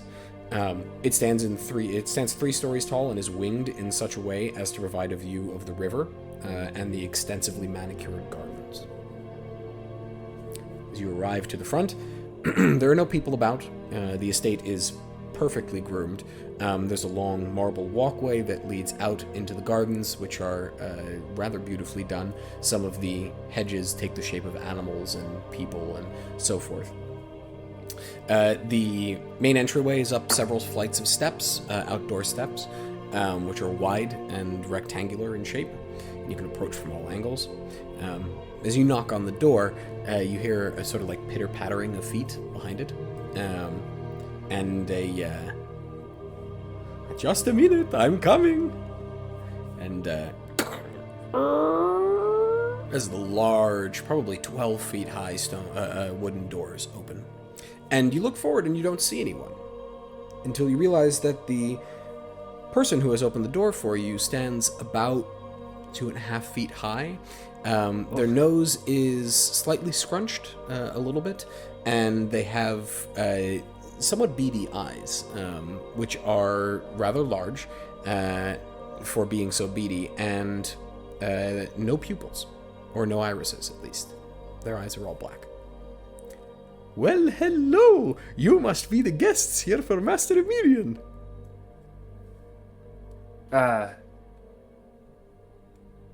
Yeah. That I'm makes Eugene you Aurelius. Eugene. It's so Yes. nice to meet you. I've heard all about you from your mother. Come in, please. I am Lobian. Lobian? Lobian Esther. It's nice to meet you. Lobian Esther. It's very nice to meet you too, Lobian. Takali, roll a history check for me. And actually, anyone who wants to can roll a history check. Yeah, what is this 2.5 foot tall creature? Yeah. Black eyes. Gonna be a 15 for Takali. 15. Okay. 19 for Eugene. Yep. Oh, I am just oof. Natural 1. Damn, dude. Natural 1 for a 5 total. You are very confused. In fact, as you try to recall if you've ever heard of or met an individual such as this, there's a sharp pain in the back of your head as you try to think about it, and you lose the thought. The rest of you have heard of such beings, but have never met one. They are called gnomes. They are not native to the earthly plane, or the elvish plane, for that matter. Eugene, you rolled a 19, I think? Yep. 19. With a 19, you know that they are native to the plane of Dunmore, which is the dwarvish and gnomish plane. Okay. Well, Emerion is quite busy, but he has heard that you were in town, Eugene, and he's always wanted to meet you since you went to school. Come in, please, sit. Inside, the estate is grand, the inside of this home. It is marble. As you enter, there are marble steps that curve upwards towards the second floor, which has a veranda that sort of a Victorian style that wreathes around the front of this room. He leads you to the right through another large set of doors, where these are square instead of arched. And inside you find a drawing room, a very comfortable drawing room, with a series of windows along the side which look out into what appears to be a hedge maze, or looking over it, and the river passing by on the left. The furniture is extremely well made, extremely luxurious and sumptuous. It's a mixture, actually, of High Elven and human. The human furniture obviously looks newer. The High Elven furniture looks to be quite old. And there's a hearth, which springs to life as Lobian snaps his fingers. Please sit. I will go tell the master you're here.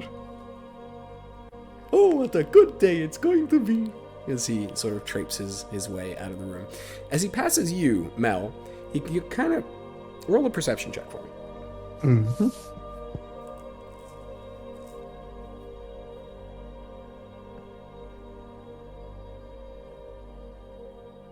Dirty 20. Dirty 20. You catch him looking at your reloading device for your crossbows. He's just sort of... In fact, as he leaves, and as you walk past him, he just kind of does a turn and walks around them to see both of them. Not exactly trying to hide it or anything. Just seems to take interest and then, continue to walk away to go find I follow him with my eyes, but that's it. Given the size also of the doors, DM Fenrir would have, and then Mance, right, itself, Fenrir would have accompanied them inside. Mm-hmm. Yeah, and Lobian seems perfectly comfortable with that. Fenrir takes up position by the hearth and sort of sits down on his metallic paws. You are left alone in the room. If there's anything you'd like to do in the meantime.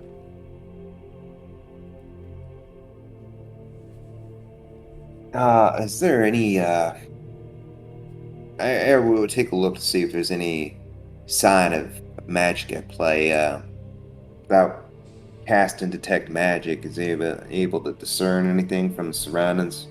Well, you certainly saw when Lobian snapped his fingers, the hearth burst into light. You also noticed that various, sconce candles, torch candles with little domes over them, burst to light as well around the room itself. So this room went from dark and quiet to quite vibrant and homey, almost, although it's quite grand. There are many, many books and bookshelves that surround the wall, at least on the side closest to where the stairs would be, on the opposite side of the wall going up, since everything else is windows. You gather maybe some of them have to do with magic. All right. That's all. Okay. It's not a short wait. It's about 20 minutes, actually, that you're sitting and looking around, perhaps discussing where you are, taking in the grandeur of it, when the door reopens and Lobian enters again, followed by a much taller figure. He's very slender, very slight, but he stands probably about 6.5 feet tall, long pointed ears of a high elf of high stature, you would imagine. Sumptuous robes, very sumptuous, but old, not modern.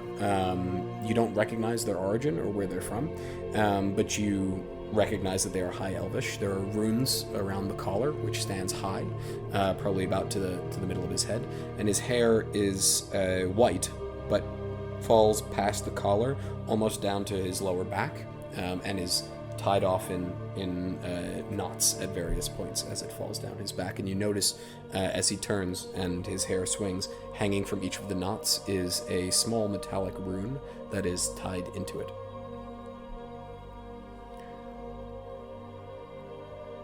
Well,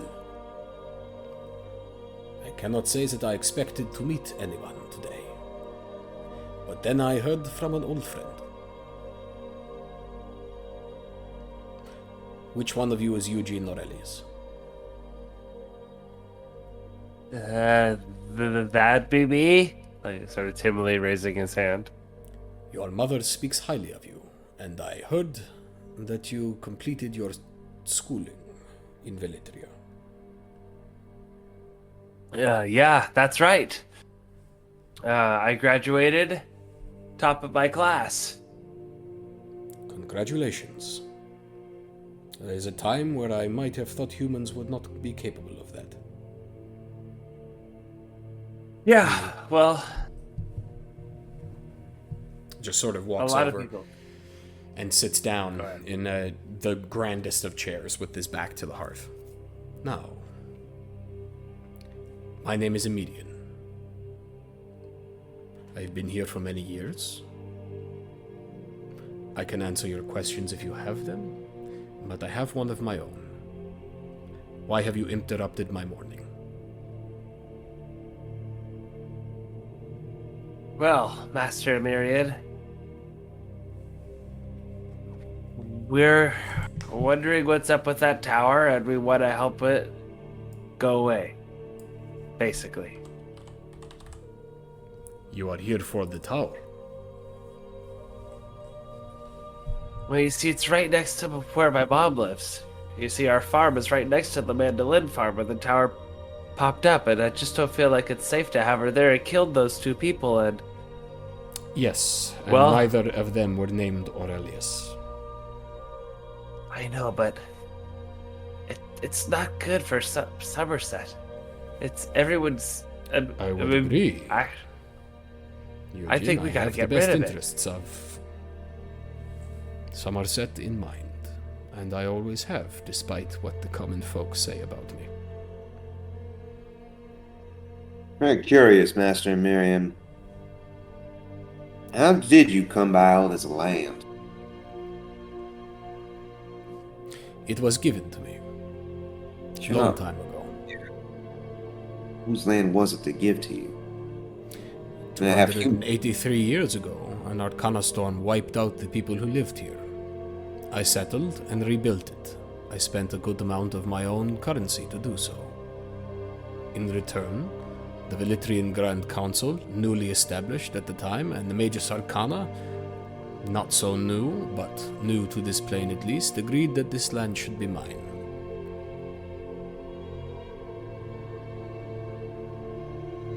Wow.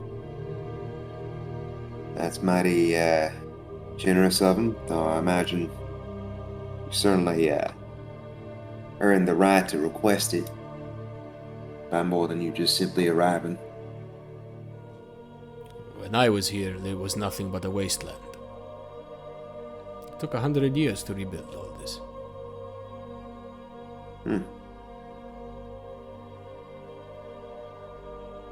Thank you for sharing. And honestly, we're looking for a friend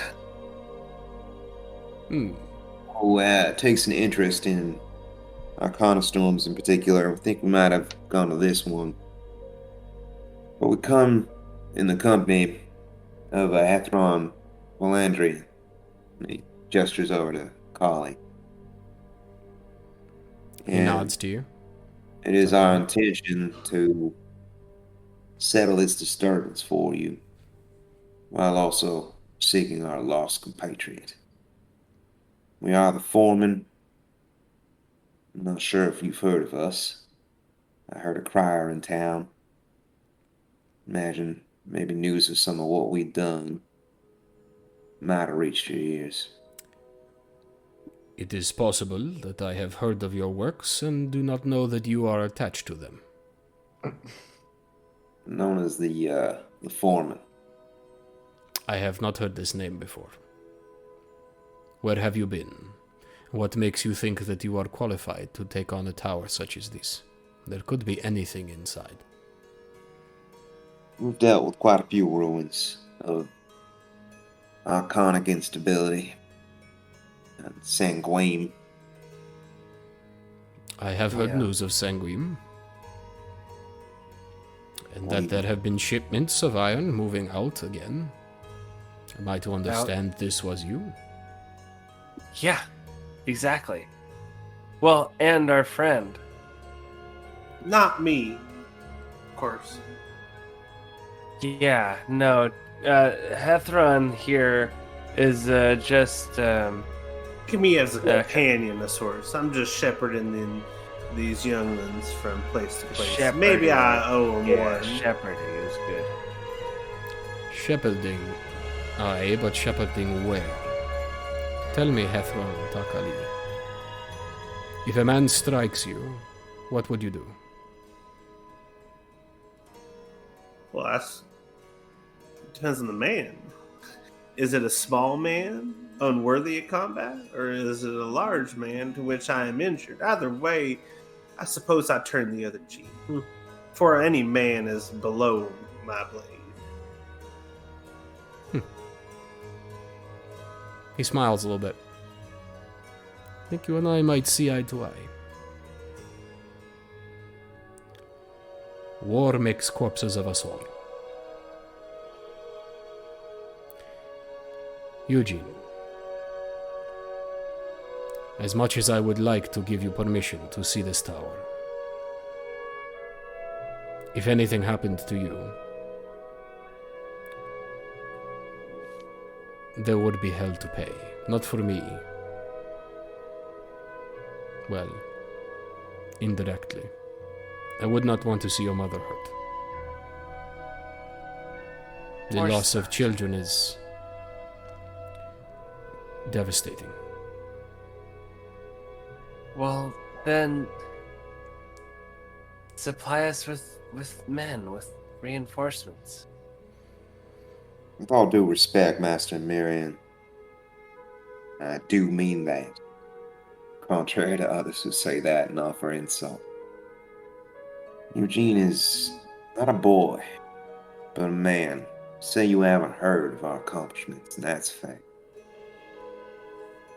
But it wasn't a simple matter convincing people to mine ore. We fought hard. Fought what? Did many investigations, many creatures. Wyverns. You killed a wyvern? Uh-huh.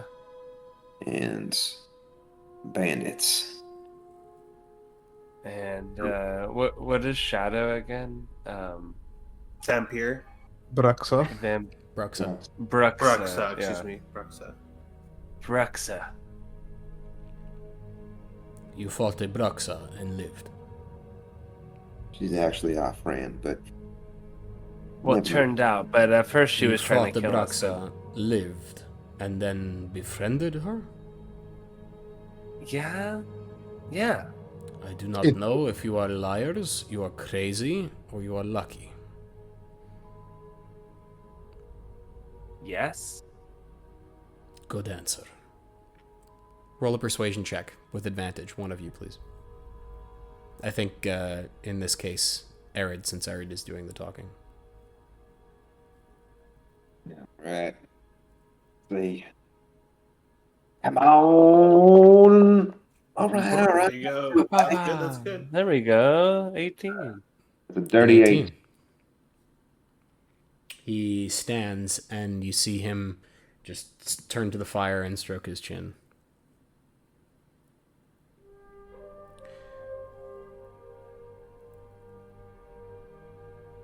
I do not wish to send you to wherever this tower might lead you. I've seen my fair share of war, of destroyed worlds, of sundered families. And if I can, I would find a way to banish the tower. But it seems as if you are set upon looking inside, and as of yet, even with my 600 years of knowledge, I have not yet found a way to do so. I will give you permission, but understand that the choice is yours. I am not ordering you to go. Of course. I'll record a message in a message stone if that's a thing. There is no need. Your word will be enough. Now, if you intend to look, come.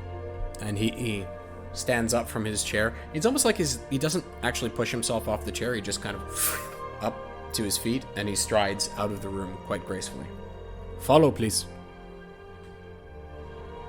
Your companion can remain by the hearth. Ed nods and gives the stay command to Fenrir. Fenrir's definitely smart enough to know he just had a reflex, gives him the stakes in hand. Yeah, you can telepathically command your shield defender, so he doesn't move. He walks across the entryway, where you see The door has been closed again, and it is quite still inside the house. You almost can't hear anything outside, actually, in the foyer. But he walks across the hallway and throws the doors open by waving his hand, and strides through. You see in here a number of rooms. It's a hallway, or large hallway, but there's a number of rooms off the side to the right, facing the river. And you can, as you pass them, you see various little nooks within them. One's sort of like a workshop, another is a study, another is what appears to be an arcane lab of some sort. And the last one is what looks to be almost like an intelligence room. It's a place to study specific things. You clear the room and then you set up a new project in here, for example. He has a large corkboard up on the wall, and he has various pieces of research that he's written or drawn or so forth pegged to it. You also see, as you pass, Lobian, who's in the workshop currently tinkering over something on the desk. Hello! Peek Yes. at what he's... Please. Roll a perception check. Crossbow mechanism that he happened to eyeball just a few moments ago. Ooh, 10. A 10. He seems to have a small box sitting in front of him with 2 notches on either end, and he has a wood chisel, and he's sort of carving them out specifically. Beyond that, you don't see anything else in the room, but they sort of look like a rudimentary version of the thing that you created to auto-load your crossbows. I'll make a mental note of it and just not comment at the moment. The 10, you don't notice anything else in the room, or you don't think to. You proceed, and Emerion ushers you into the room. He stops for a moment, looking out the window at the greenery and the very beautiful gardens and river beyond. He turns. It has been 283 years since I have seen the Elven Plain. However, I lived in a town called Tarsalindra, which was the High Elven capital. There were many towers there, and they all looked just like that one. And he shows you on the wall a drawing of Tarsalindra. It is a beautiful rendition of a high elven city built in a semicircle around a bay, and at one end you see a large, what looks to be castle, built with towers pointing at all corners of it, essentially built into the cliff itself, and the city sprawling around it in a semicircle and down into the bay itself. You notice that the towers all throughout the city look exactly like that one. Same architecture. Now, I do not gamble with fate, but if I did, he taps the painting. That's what I'd guess it came from. Very interesting. A place at a time. Came directly from another plane. It is not unheard of. These things happen. Now you know I am reluctant to allow you entry. Perhaps this has changed your minds. I would not frown upon you if it did. I respect intelligence. No. Of intelligence, I retrieve the cap from the bag of holding and place it on Eugene's head. The whirring cap of Arcana. I must admit, I have never seen the fluxometer used in that way, and it is somewhat charming. It's extremely useful. Yeah, it provides a good amount of shade, actually, too, when we're out and about, so multifunctional. I imagine it might keep you cool, but with the wind flow. Yeah. And if I need to, like, jump, it gives a little extra lift. I mean, a little bit. It has been many years since there were humorous people in my home. Lobian is possibly cheerful all the time, but not funny. He seems to be quite a crafty little fellow. Yeah. How did he come from? Wait, what was the plane called again? Dunmore. Arbin? Dunmore. Dunmore. Sorry. Yeah. How did you get him here from Dunmore? How did he get here? Oh, he was on Sindaris with me when the plane fell. He apprenticed with me for a long time and then stayed. Told the little devil to get lost, but he never would. Roll insight if you want. Yeah.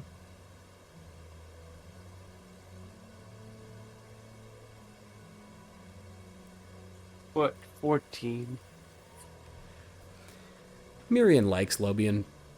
He's kind of a hard ass, Emerion a little bit, and Lobian's positivity probably grates on his nerves, but he doesn't hate him. Yeah.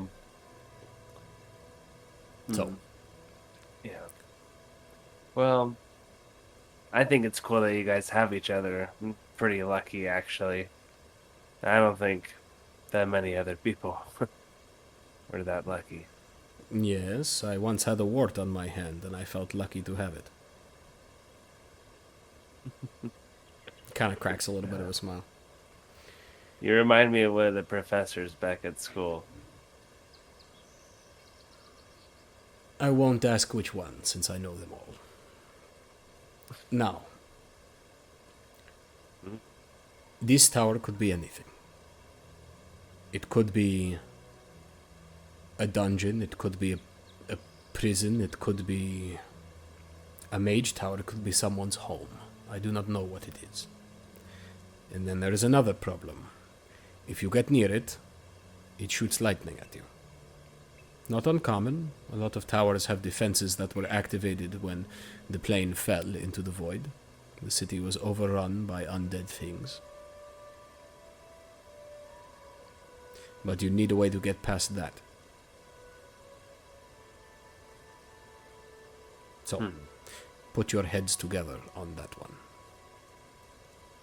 How are we going to get past undead things? Lightning, not undead things. Pardon. Undead things perhaps are inside, but lightning outside, and one thing at a time.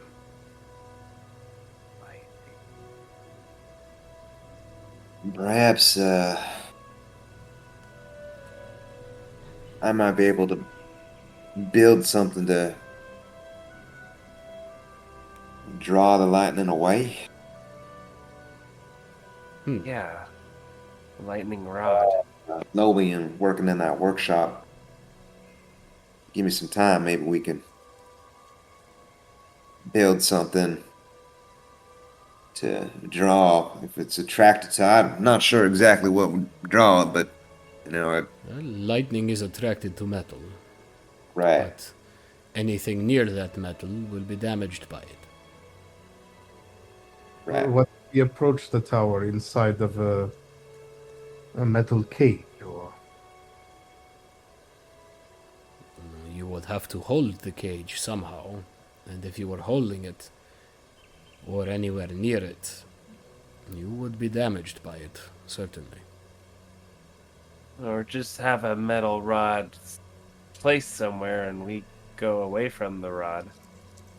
If you have maybe a shield that could absorb. I do not use weapons. I have no need of them. So this household will not have any of these magic shields you are referring to. How far away did them folks get zapped out? It was around 200 feet, if I can remember. Well, I can get most of us there. what if we constructed a tunnel under the ground? Well, hold on. Callie, you said you can get most of us there? What does that mean? Cast a spell, get most of us there. I mean, two of you. That still leaves a fourth. mean, I could, I've been studying and trying to memorize how to polymorph into a different shape. But I don't know if I could think of anything resistant to lightning or fast enough to get past it. I can be resistant to it. Just rather not get hit at all. Of course. It is Lightning possible bolts are no that joke. if one of you is able to get to the tower, that within you may be able to disable it, but that is a gamble, because once you enter, there may be no way for you to get out easily. That's the truth. I mean, really, it's going to be one other person I can get over, and then I got to ticket back. So I guess I said 2 before, but really it's just me and one more. I wonder how frequently the defenses can be activated and how many targets may hit at once. I heard reports from the soldiers nearby. A flock of birds flew through it, and they were all killed. Well, it's not worth wasting bolts then. Alright. Well, I think that Callie can make it in. Assuming there's a spot for you to land, whatever you're planning, Callie. It should be either myself or Eugene. Someone that's also magically inclined and capable of interacting with this tower. Seems like a machine I might have a better shot at. Trying to turn it off if it can be turned off. What do y'all think? Well, it is fairly common for the inside of towers in Tarsulindra to be different than they appear from the outside. I'm not sure if you've experienced that sort of thing before, but the door does not always lead to the space behind it. We have a tent. I think it's similar in property, though not to the degree you're talking about. Interesting. Let me see this tent. Well, sure, I have no qualms about that. It's his teeth at Arid, but without actually opening his mouth. He's suggesting putting the tent on like a wagon and then driving the wagon. Yeah. Well, who has the tent? I think it's Eugene, right? Oh yeah, is it on my back? Be in the bag Okay, of then. holding, probably. Whatever. Yeah, we'd give it to him, I guess, or show it to him. He just I don't kind of see why looks not. it over. A tent of traveling. These were common on Sindaris, the Elven Plain. They were used by troops there to move about. These were their accommodations. Nice to see one, at least, still exists. You can take it back. Yeah. Thanks. Yeah, it's been awesome. It's been amazing. Enjoy it. So, the question remains: how to stop the lightning?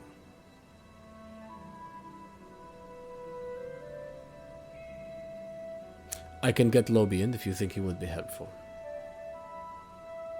It might be helpful. He's a tinkerer. Perhaps he think of He something. snaps his fingers and Lobian just appears in the room and kind of falls flat on his butt because he'd been sitting down. That was fun. I like it when you do that. And he sort of stands up and dusts himself off and picks himself up and sits down in a chair. What is it you need from me?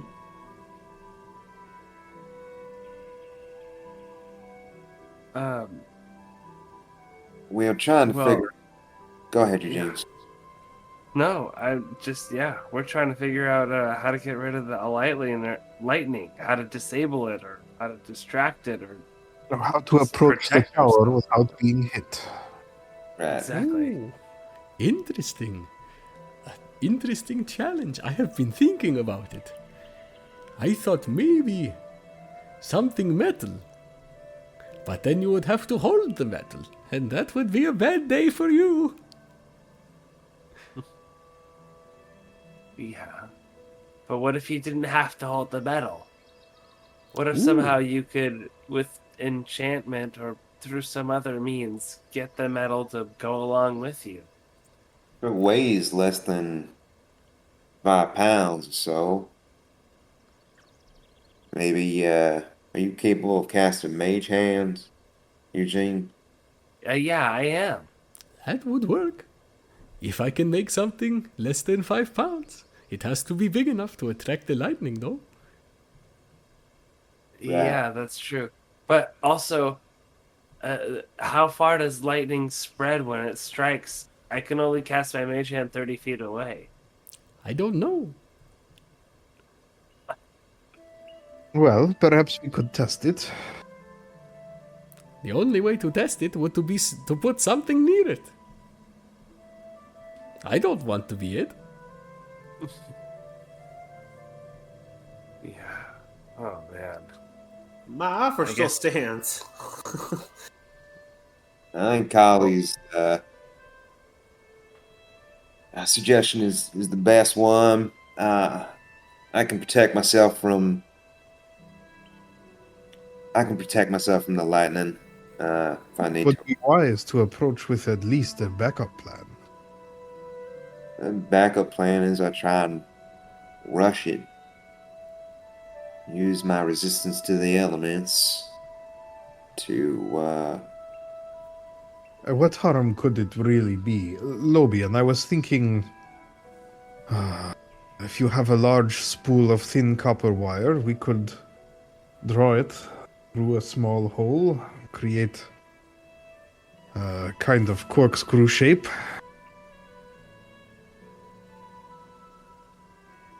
I'm Never gonna play D&D if with I'm a the- Never play D&D with a Yeah, physicist. if I'm the GM right now, I'm having you rolling at least like some sort of check here. Roll an intelligence. Did Melchizedek just invent electricity in D&D? Roll an intelligence check. yeah. I don't know. Of all the I don't know shapes, coil. I don't know. Like, Why not a coil? And then maybe put a magnet in the middle and rotate right? it? Yeah. Yeah. Intelligence check, you say? Yes. Why don't we just invent a card alternator? Natural one. Natural one. I don't think that will work the way you think it will.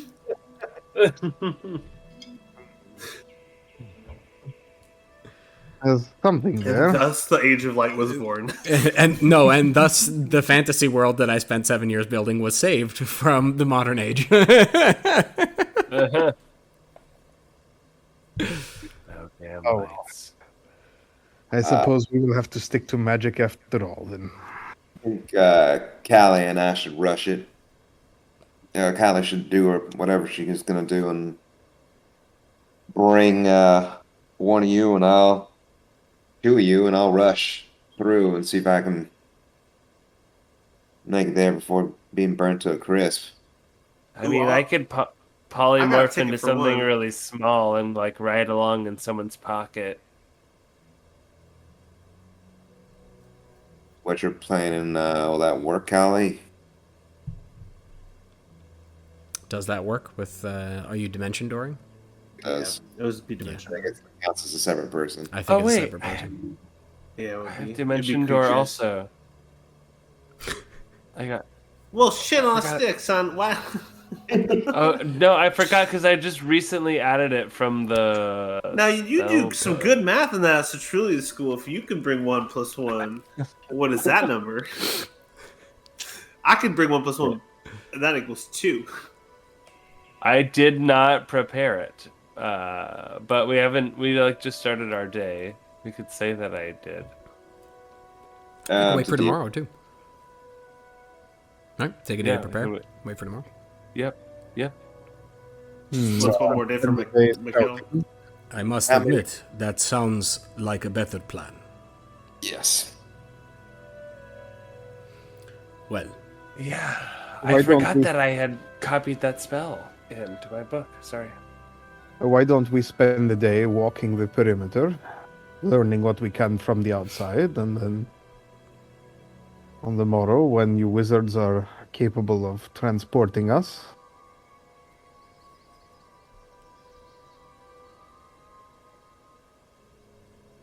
An excellent plan. a journey directly inside. Okay. I don't know much about how these things work, but how exactly does it function if the space inside is not the same as the space outside? You will be in what is called an extra-dimensional pocket. Some mages create them for their own personal use. For example, I can create a space that I use to do my magical research. It's ephemeral, it does not last forever, but it is a good place for me to work, it is secure, and it is private. This is very interesting, Master Emerion, but I simply meant if my wizard friend here attempts to create a portal to bring us inside the space which is not the same. I would not recommend that. I would recommend you move to outside the door and then walk through it. Yeah, that's exactly it. We're just gonna have to make our best guess and hope that that lightning doesn't go and strike us if we're right up on the doorstep. Yep. I'm feeling slightly less confident about our plan now, but I suppose it will have to do. If you were feeling confident about it before, that is because you have never seen someone teleport into solid rock. You Right. do not know Yeah. it is on the other side of that door. Why don't we just time it right? So all I need is maybe a couple seconds to say my spell and cast it. I can bring one over. We can just toss that little bobble idea of yours right on somewhere. Hey, not half as close as we the fuck are to the entrance, and just teleport right then and there. Hopefully, now that it is strikes. a good idea. Well, Exactly. I'll go make something then. And Lovian jumps out of his chair and runs away out of the room. Ugh. Devilish little creature. It seems like he has uses. He does. So, is there anything else I can answer for you?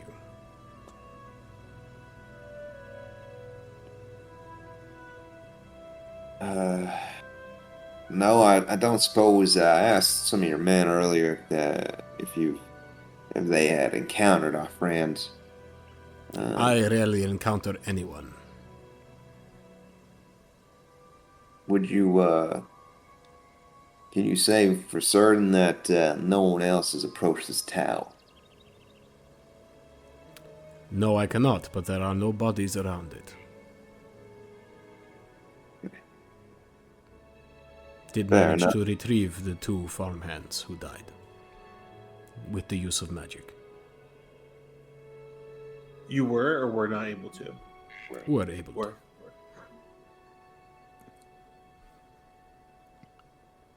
Well, in that case, I have nothing else to ask, and I appreciate you permitting us to approach you. We will report back with our discovery. Once we learn what's what, do our best to shut it down. Before we leave, Master Emerion, I do have a question which may seem something of a non sequitur. Does the word Sunaith mean anything to you? Where did you hear this word? It's Old Elvish. It means soldier.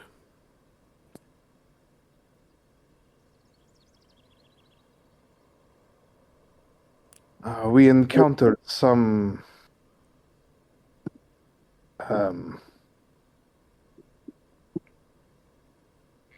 Some bandits in a swamp outside of Sanguim. Bandits in a swamp outside of Sanguim who speak ancient High Elvish? I I find think this they to be may have odd. used the word without appreciating its meaning. I wonder where it is they heard it. No, it does not mean anything to me other than being a piece of my ancient heritage from a long time ago. That language has not been spoken for many thousands of years.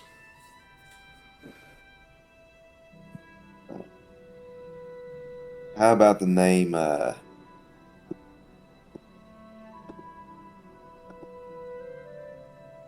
find it. While you find it, like, because I know Sunaith is like High Elvish for soldier. Is there like the myth of the soldier that exists, or is that like a common like folklorish tale that like maybe like elves would know or know about? Like, I'm sure like the wood elves probably have their version of like that. Yeah. Wood elven soldiers tend to be more rangers and but druids. it would be more archetypical of like I'm just saying like would that is the tale of the Sunaith Oh no, that's not like a no, it's not like a no. folklorish tale. It's more of a like it's the clandestine program I know, but like yeah, okay. There, says, how about the name Aeolian? Oh, Eugene. No, I can't say that I know him.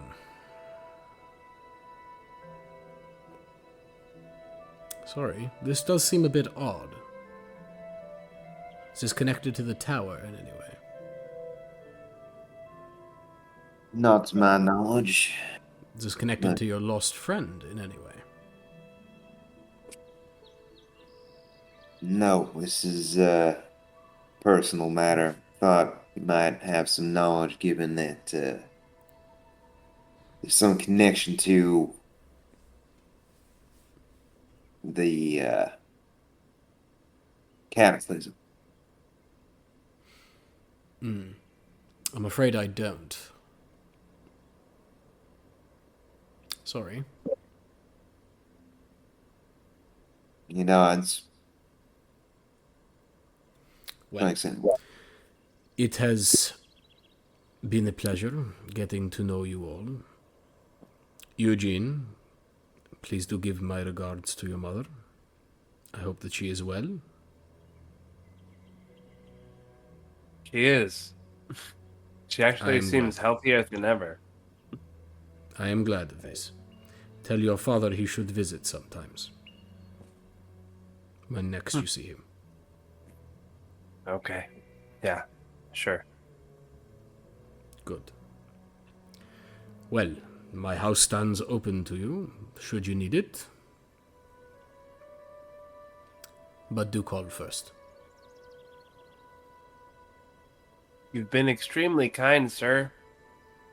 I don't think anybody will believe it, to be honest. Then Considering don't how tell rich anyone. and powerful you are. Okay, I won't. But I just want to say thank you. So many people in your position are pretty awful. I do what I can to make the world a brighter place and to avoid the mistakes of the past, of which there have been many. So, good luck. Don't die. And let me know what you find. Will do, Master Emerion. Appreciate you.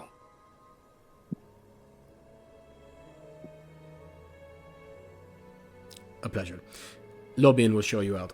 He snaps again, and Lobian appears with what looks to be like a handsaw in his hand, but sawing nothing.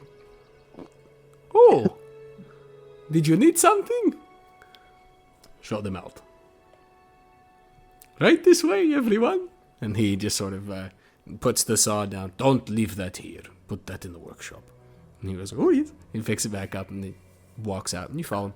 The big doors open. You find yourself standing outside the Emerion estate on the large stone marble, specifically, steps leading down into the manicured gardens and the woods beyond. As we leave, I would like to turn to Lobian and say, you know, the trick is to make sure that this spring, which loads the mechanism at the top of the, and I'll give him just a couple of details. Oh, there's a spring too. Well, how else is the bolt supposed to be levered into position in one smooth motion? With magic, of course.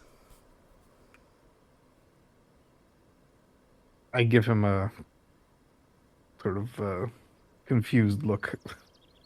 But I like the spring one too. You can fix it easily.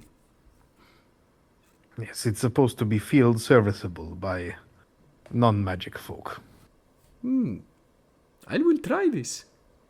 I'll let you know how it goes. At the same time, if you come up with any magical improvements to this mechanism, I would be happy to hear of them. Where are you staying in town? What was the name of the inn? Isanome. It's a silly yeah. question because there's only one place to stay in town. At the inn. Right. Yes, of course, we're staying at the inn. I imagine we'll be there at least 2 days more. I will find you in the morning then. Give me a day to work on it. Why don't you give me yours? I have a feeling I may be needing them. Oh, are you leaving today? Ah, if you mean before we enter the tower, then yes, I would be willing I will to see what I can do. No promises, though. Here, I start unloading bolts from them. He takes them, and okay, very good. Have a nice day. And he walks away, looking at them and like sort of turning them over and inspecting them very closely. You notice as he does it, he folds a little lens over one eye, which sort of like turns it into a bug eye, like makes it really big. And he's just like inspecting it as he walks away. He doesn't even close the front door. He looks right into his workshop. And just hear from the inside. Close the door, you little ingrate.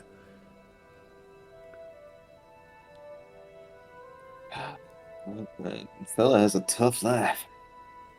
Melchizedek, why don't you use that thunder? Oh, I like my crossbows. Plus, I need 2 of them. You know, better balance.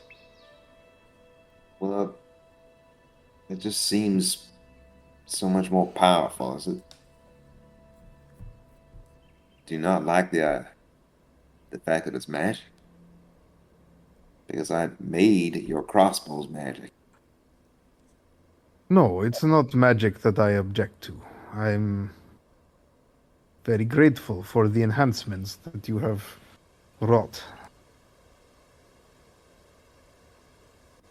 What is it then? I'm honestly not sure. I suppose I should like to practice with it. Well, that will require using it.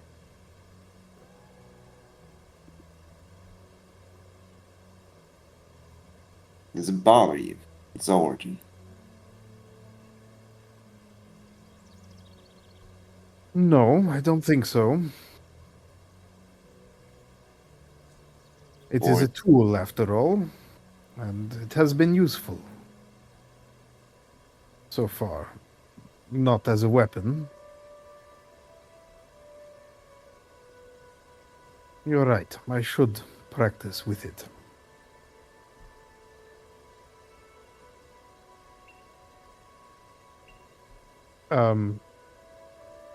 Is there somewhere that I might be able to get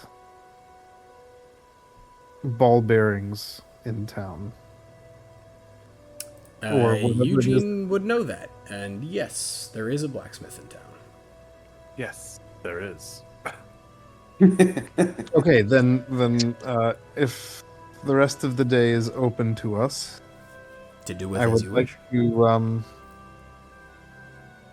to purchase some ammunition for this device, and then take a hike far out into the woods. Okay. And I imagine if anyone is listening carefully in town, they hear a faint booming sound from a great distance. Uh, every few minutes, instead of 6. Okay. Roll. Give me a dex check. It's a finesse weapon, so give me a dex check. Mel went off into this on his own? 12. 12. You fire it for the first time. You've never fired it before. I don't know if you're by yourself, by the way. If Arid wanted to come with me, he would have been welcome too. Yeah, Hero will go just to help him feel comfortable in case something magical happens. Magical misfire is there to help. Okay. So You can he fire roll it. Well, he can roll multiple times this way. You fire it the first time. It hurts. There's a shock wave that goes up your arm and almost pops your elbow when you fire it. You're used to recoil on a crossbow, right? Because the bowstring snaps forward and slams forward and pushes the bow down. This doesn't push down, it pushes up and back. And it's almost beyond your point of control to stop it from slamming into your head. But you manage to catch it just in time. And your elbow is ringing. It hurt. But go ahead and roll again.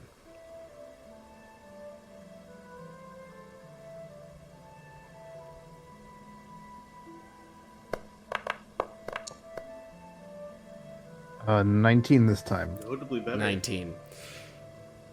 You expect it this time. And very quickly, you compensate for the recoil. It's basically just like a crossbow, except that the recoil works the other way. Instead of down and towards the ground, it goes up. So you adjust the way you hold it in your grip, and you aim. You take aim at the, I don't know, the bottle that you're using, the vial, to aim at on a stump. And you place your other hand underneath it to control and fire. There's a noise as the barrel or the tube glows blue and the bottle shatters, vaporizes. How loud of a device is it? Loud. It is very loud. Very loud. But you have managed to hit your target. You're very comfortable with it. It's still not pleasant to use or fire. It's not a good feeling, but it feels powerful.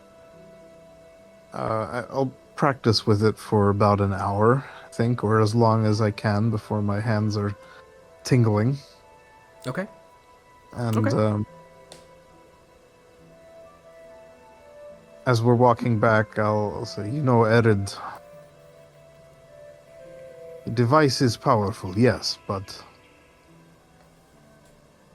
I don't have nearly as much control, as much accuracy as I would have with my crossbows.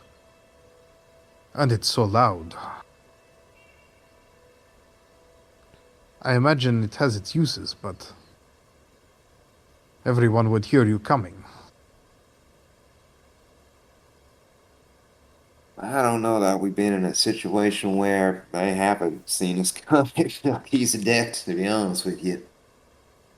But I do understand that need for familiarity. Because while Melchizedek was doing that, Aaron was keeping an eye on it, but he was also practicing with his greatsword, since Okay. that is new to him as well. Okay. And I can appreciate one, on the familiarity of a weapon you're used to. Nonetheless, thank you for encouraging me to reach for something new. Sure. In a pinch, it might be useful, and I'd rather have you use it knowing how to.